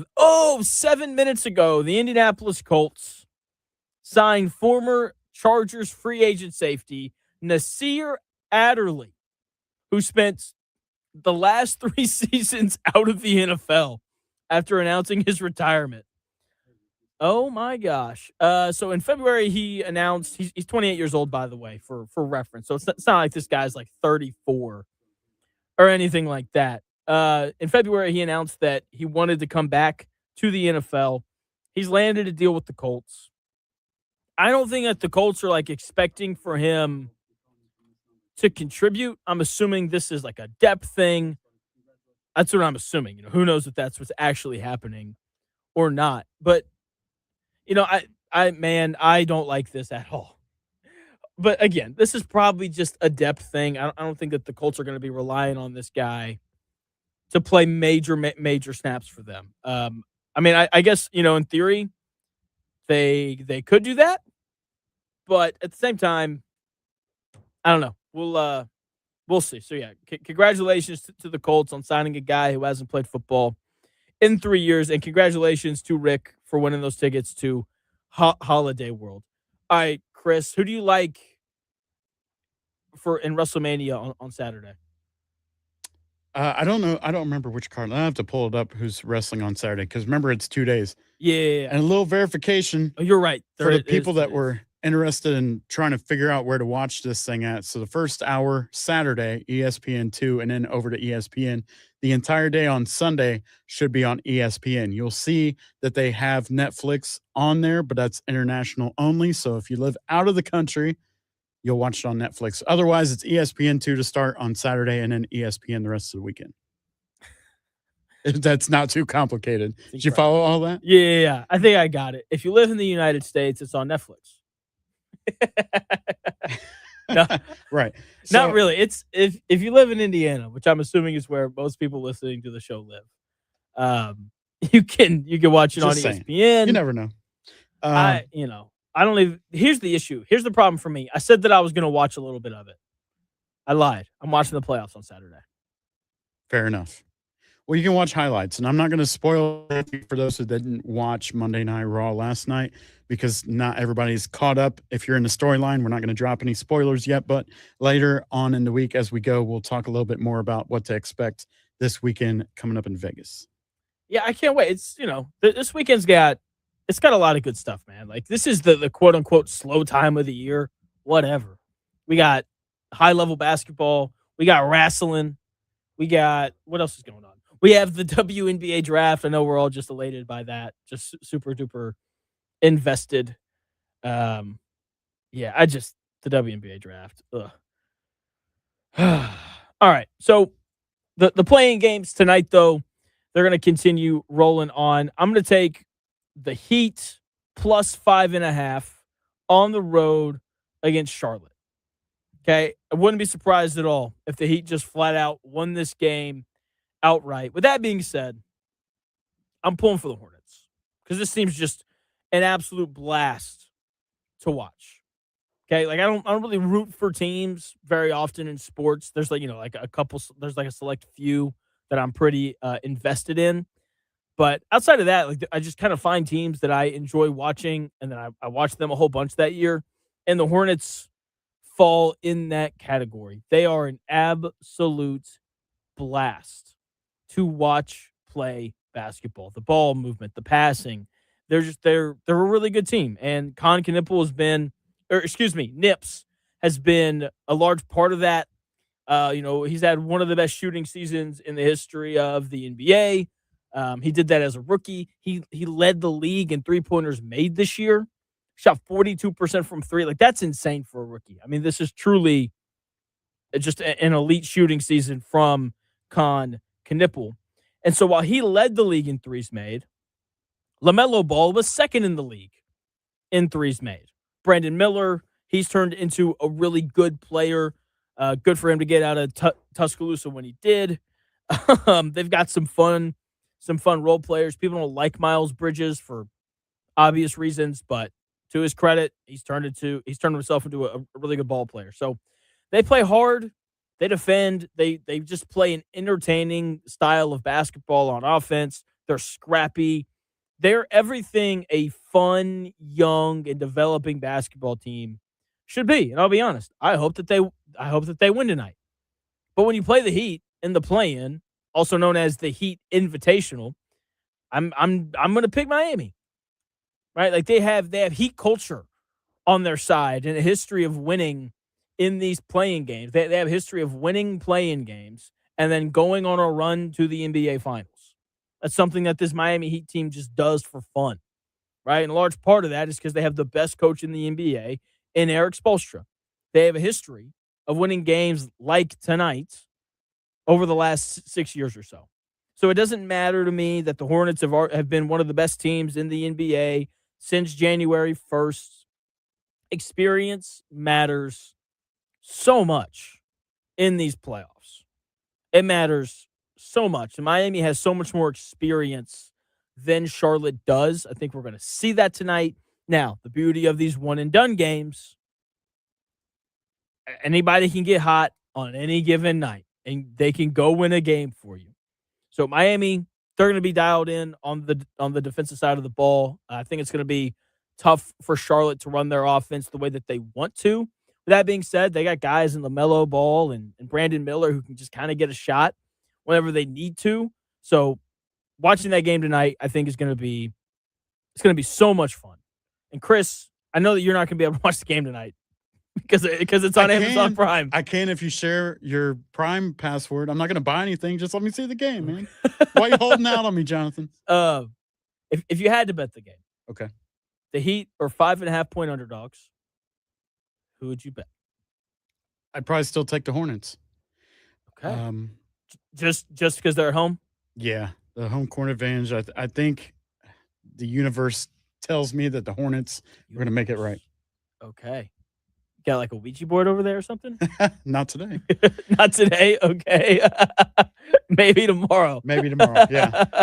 I have an adjustment, by the way, on the because I was wrong on the WWE thing. It's even more complicated than we thought before for WrestleMania. How does it get more complicated than what you said last time? C. Fitch, thank you for adjusting this. It's a whole lot more complicated. So get this straight, right? Saturday, first hour on ESPN2. Then you have to actually have ESPN Plus, not regular ESPN. You have to buy the streaming. You won't be able to watch that either. I need another job to pay for all the streaming services. Right, extra. And then on Sunday, the first hour on ESPN regular, and then the rest of the show on ESPN Plus. But C. Fitch says that you should bundle it with Disney Plus and Hulu. See, that's just too many. Can we just have it on one channel? I don't want to hop around, and you know what I mean? Yeah, that is frustrating. We talked about this a little bit yesterday, but I'd be pretty pissed if the first half of the games tonight were on ESPN and then the second half was on Prime. They're like, oh, you like what you see? Why don't you buy this $20 subscription and see the rest of the show? We're gonna test how much you like what you see. We're gonna see if you're willing to bounce around to 3 different channels over the course of this event. Yeah. That's crazy. Why can't Netflix just put the thing up? I don't. Did you see the story I sent you earlier? Because this might actually be a thing about the NFL. They were talking about CBS or not NBC losing Sunday Night Football to either Netflix or an Amazon Prime or a Hulu. Someone's going to snipe it. Someone's going to come and fork out a lot of money for it. So whenever it comes to that, if you want to watch Sunday Night Football, if you don't, let's assume that you don't already have the streaming services. Are you going after that just for one game a week? I will, but I'm also not a normal person. I'm a nerd. I love this stuff. I think it's really important for me hosting a show like this to watch everything, because if the Colts after week 7 trade for the left guard of the Washington Commanders, I'd like to be able to say that I've watched that guy play a couple times. Sure. And so I'm not the right person to ask, but I do think that you're right in terms of there's a lot of people who don't care enough to fork out the money for that. And it's a really interesting thing because all these leagues are having to decide between, do we take a little less money for more people to watch, or do we sell our product to the Amazon Primes and the Peacocks and the Netflixes of the world, where people are going to have to pay money to see our product, and we're going to upset people whenever we do that. And so it's a really interesting balance. So yeah, again, I'm the worst person to ask that question to. Call in 317-228-1430. How would you feel if you had to, buy another subscription to watch Sunday Night Football? Because I do think that would be a little ridiculous, especially since, like the Christmas games this last year were on Netflix. Thursday Night Football is on Prime, and then everything else was on Fox and CBS or ESPN. And so that's 5 different places just last year to watch games. You know what I mean? There's too many hands in the kitchen. Can we just simplify? Yeah. I mean, luckily for me, I have experience in this for years of having 40 different email addresses so I can get 7-day free trial, 7-day free trial. I mean, here's the thing, though, and this is where it's really hard for me to fault the NFL. Imagine you have something that you have like a product. What's something that you really like? What's something that like you use every day or whatever? You mean like a Spotify or something like some kind of? I guess. Okay, imagine you sold music, okay, and you had 6 different places offering you billions of dollars to put your music on their platform. You would say yes to all of them. Sure. And that's what the NFL is doing. And so I get it. I know a lot of people don't. They're like, you're a $1 billion corporation. You don't need all that money. I mean, sure, they don't need it, but they want it, and I don't blame them for wanting it. I would want it as well. So it's just an interesting thing as we get more and more into this kind of like streaming era of things. So streaming, the NBA playoffs, play-in games, WNBA All-Star games, all sorts of things are being covered here on the Real Jonathan Smith Show. C. Fitch chiming in saying that you should like find a friend or two and split it and share logins. That's really smart. You can't do that with Netflix though, because those people, they don't let you share your password. It's really annoying. Yeah. So I don't know. Streaming services. Hopefully you have Amazon Prime so you can watch the games tonight, and hopefully you have internet access because Convivio Italian Artisan Cuisine believes food brings people together. They offer a well-curated wine list and a variety of menu items that are influenced by each of Italy's unique regions, and their pasta is always freshly made. Come share a meal with them at their Carmel, Zionsville, or brand new Noblesville location starting on Friday. Log on to indiesportsticket.com at 9 a.m. to get $100 in Convivio gift certificates for only $50. Again, that starts Friday morning at 9 a.m. on Indies Sports Ticket. When we come back here in a couple of minutes, we will wrap up the show. We'll talk Blazers and Suns tonight. We'll take your calls, 317-228-1430.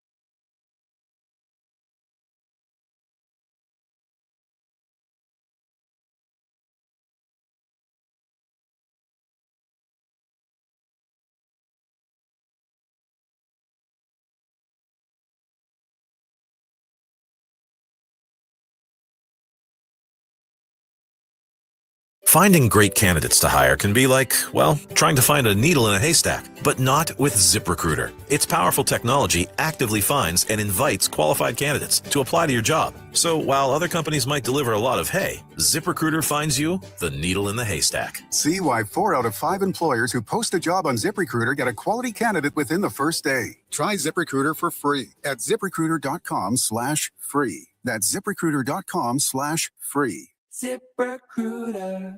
Progressive knows that boat days can come with unexpected problems. Dang, I forgot the wakeboard. How am I supposed to enjoy myself without my favorite water activity? I mean, sure, we could still go tubing, fishing, or even just relax on a floaty, but without the wakeboard, what's the point? If a real problem comes along, your boat's protected 24/7 with Progressive, so you can keep worrying about boater problems.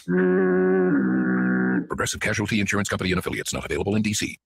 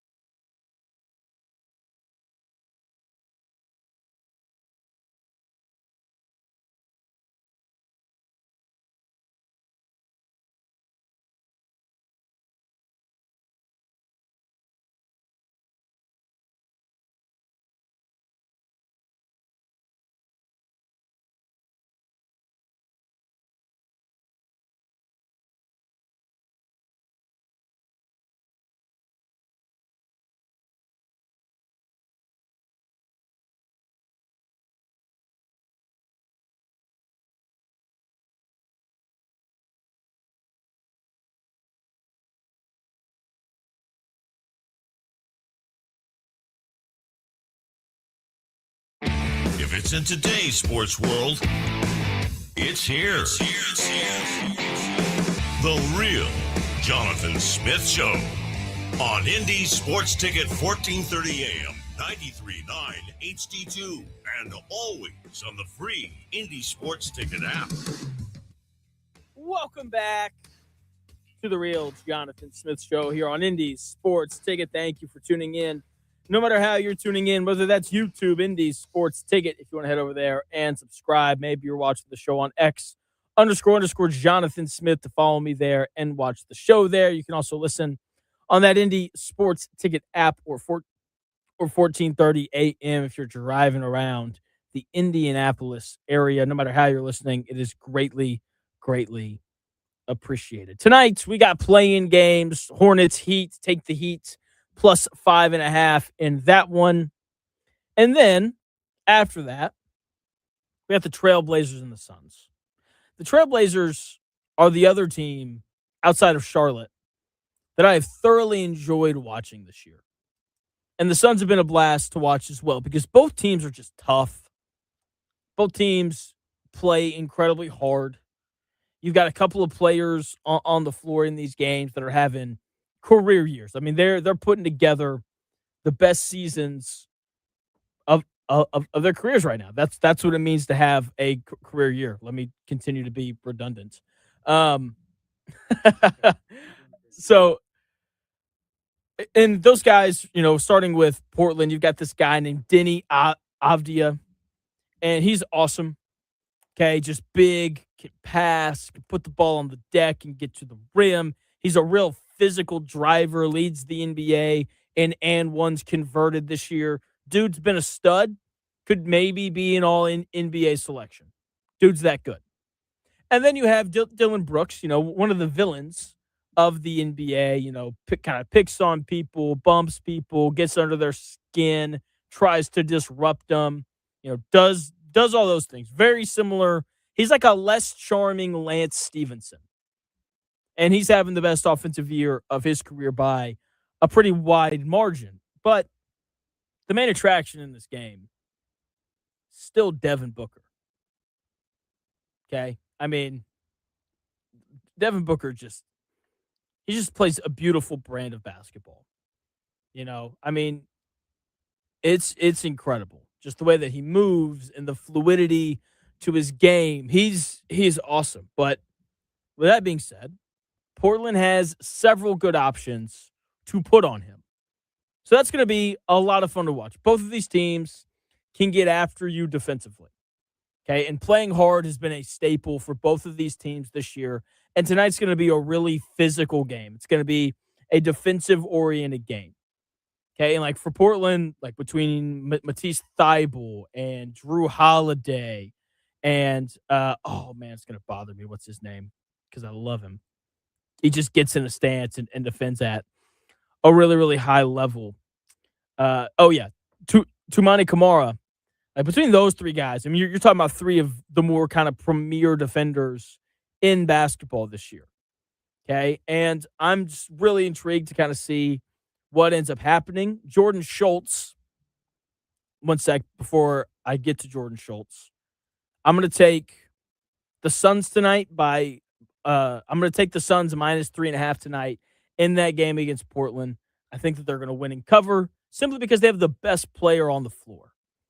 Like that is just, it's such an advantage to have the best player on the floor whenever you're playing in these one and done kind of games. Now, this is a 7 seed playing against an 8. So whoever loses this game will play the winner of the 9 and 10 game for the right to be the 8 seed and get swept by the Oklahoma City Thunder. Now, Jordan Schultz, reporter, he's an NFL reporter. He just reported this. This is interesting. There are several teams in the top 10 interested in trading down, but the issue that they've run into and believe will persist is a lack of interest from teams in moving high 2027 picks. So, seems like I don't know if it's a good year for the Colts to trade up because the fact that, I'm a big believer that teams tell you what they think. Like the fact that all these teams apparently want to trade down tells me that this is not a very good draft to have a top 10 pick in. And the fact that all these teams with high draft picks, potentially for next season, the fact that they don't want to trade their picks away tells me that people think that the top end of next year's draft is going to be really good, which makes sense because we'll see, Arch Manning probably come out of Texas. We'll see Dante Moore come out of Oregon. We'll see Lenoris Sellers. Actually, did he come out this year? I don't think he did. Lenoris Sellers is going to come out of South Carolina.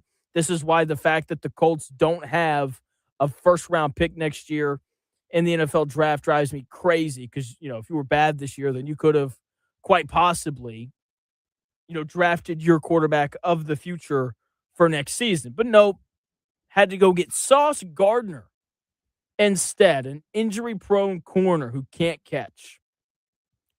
Anyway, so that'll be an interesting thing. I doubt that the Colts would be able to trade up from 47 to 8 or whatever pick it is that they would want. But it'll be an interesting thing. The draft this year, it's just like it doesn't have the same luster, as it normally does. Normally there's these really intense debates about who should go number 1, and there's these hot takes on, you think this guy's the best quarterback in the draft? Well, I think it's this guy instead. Like there's nothing like that going on with the draft this year. And so, look, I would love it if Chris Ballard became aggressive and traded all the way up from, 47th to, 5th or, whatever it is that he wants to do. But the question has to be like, is this a draft where it's worth doing that? The fact that all of these teams want to trade down, they want to trade out of these picks, tells me that this doesn't seem like a great idea for the Colts to trade up into that spot this year. So the Cowboys, they're probably going to trade up because Jerry Jones is old and he wants to win another Super Bowl before he passes on. So we'll see kind of what all they wind up doing, but it's going to be interesting. Gabe Cupps. Oh, man. We'll get to Gabe Cupps here in a second. Ross, what's going on? How are you? Hey, man. Gabe Cupps, he's still playing? Yeah. He transferred out of Ohio State. He's now going to UIC. I don't even know who UIC is, but that's okay. Flames, I think, from Chicago. That's what it looks like. Looking at the graphic. Yeah. What's going on, though? I guess. Good for him. Yeah, you guys were talking about WrestleMania Yeah. A little bit. It's almost like they should have their own network for $10 a month or something. Maybe that would work. Yeah, I think that's actually. I think that's No, really smart. Yeah. They used to they used to be all the pay-per-views, premium events were on their network every month. You didn't have to worry. And then they had the Netflix deal. Now it's all convoluted. So a lot of people like to make that joke of too bad there's not just one place for all the shows and whatever. But anyway, I wanted to ask Chris. He's a big music guy, and you can sit on this for till tomorrow or so if you want to think about it. But do you have an all-time favorite theme for like a wrestler? It doesn't have to be WWE in particular, but like, and I'll put it this way too. You can give me like a real song, like Cody Rhodes or where it's like a whatever, or if you have a favorite song created for the character, like the $1 Million Man song or the Honky Tonk Man, whatever. Yeah, I see what you're saying. Yeah. Well, I probably have a handful of them. Do you have one before I get into that? So I have. Answer that. I would say I think we all liked Real American back in the day. Probably Steve, the glass breaking Austin, obviously. I really like the $1 Million Man song. As far as like actual music, I really liked Edge because I liked that. I had that CD and stuff before he used it of the Alter Bridge song. So that's always probably been my favorite. Fair enough. I would agree with that. Yeah, I would agree with the Alter Bridge song. And whenever I open up my karaoke shows on the weekend, I use Cult of Personality from obviously CM Punk. So that's probably my favorite one of all time. Yeah. There you go. Yeah, I think you'd have a lot of people in that one. And fun fact, I think that the band that does Cody and The Miz, and maybe they've done other, I think they're from Fort Wayne. Yeah, I've heard that. Originally. This is all foreign language to you, isn't it, Jonathan? It's all going over my head. We're gonna have to teach Jonathan about wrestling music. I'll week. learn. Yeah. I know John Cena's song. That's it though. Who sings John Cena's song, Jonathan? No idea. Couldn't tell you. It's John Cena. Is it really? Yes, it is. That's hilarious. That's awesome. Yeah, he actually put out, what's it been, about 21 years or something. He made his own CD that you could go buy. It was like him rapping and all that. And that song, the da-da-da-da, whatever, that was like all made by him. So, okay. Pretty talented guy. Very talented. Thanks for calling, Ross. Talented. Thanks for calling, Ross. See you guys. Yeah, see you. My show got hijacked there for like 3 minutes, which is fine. That's totally fine with me. Give me that show. I was able to drink some water, just kind of hang out a little bit. Oh man, that's funny. All right, yeah, I'll learn. Okay, I have a question. Do you watch the women for WWE? Absolutely. I probably watch the women more than the men, obviously. Charlotte Flair, her catchphrase is woo. That's Ric Flair's daughter. Is it really? Yeah, the daughter. Oh, Woo! That makes sense. Yeah. Flair. Okay. There you go. That makes sense. Yeah. Can I be honest? When I saw it, I thought about how I Met Your Mother, the different kind of woo girls. If anyone knows what I'm talking about. Oh, this is awesome. Yeah, I like you learning about wrestling. There's different kind of woo girls, apparently. Yeah. There's some that are wooing for help. It's the whole bit is really funny. But yeah, that's a great sitcom. Love a good sitcom. How I Met Your Mother has to be at the top of the list. I'd agree with that. So it's a great one. All right. Wrestling, sitcoms, NBA playing games, WNBA self-destruction, Frank Isola joined, Top 10 Tuesday, Indiana basketball recruiting, so many things that we've gotten to today. And the one thing that sucks about it, man, is that's just no Pacers playoffs. And like I get it. It's a good thing because they're hopefully going to be able to, land the number 1 overall pick.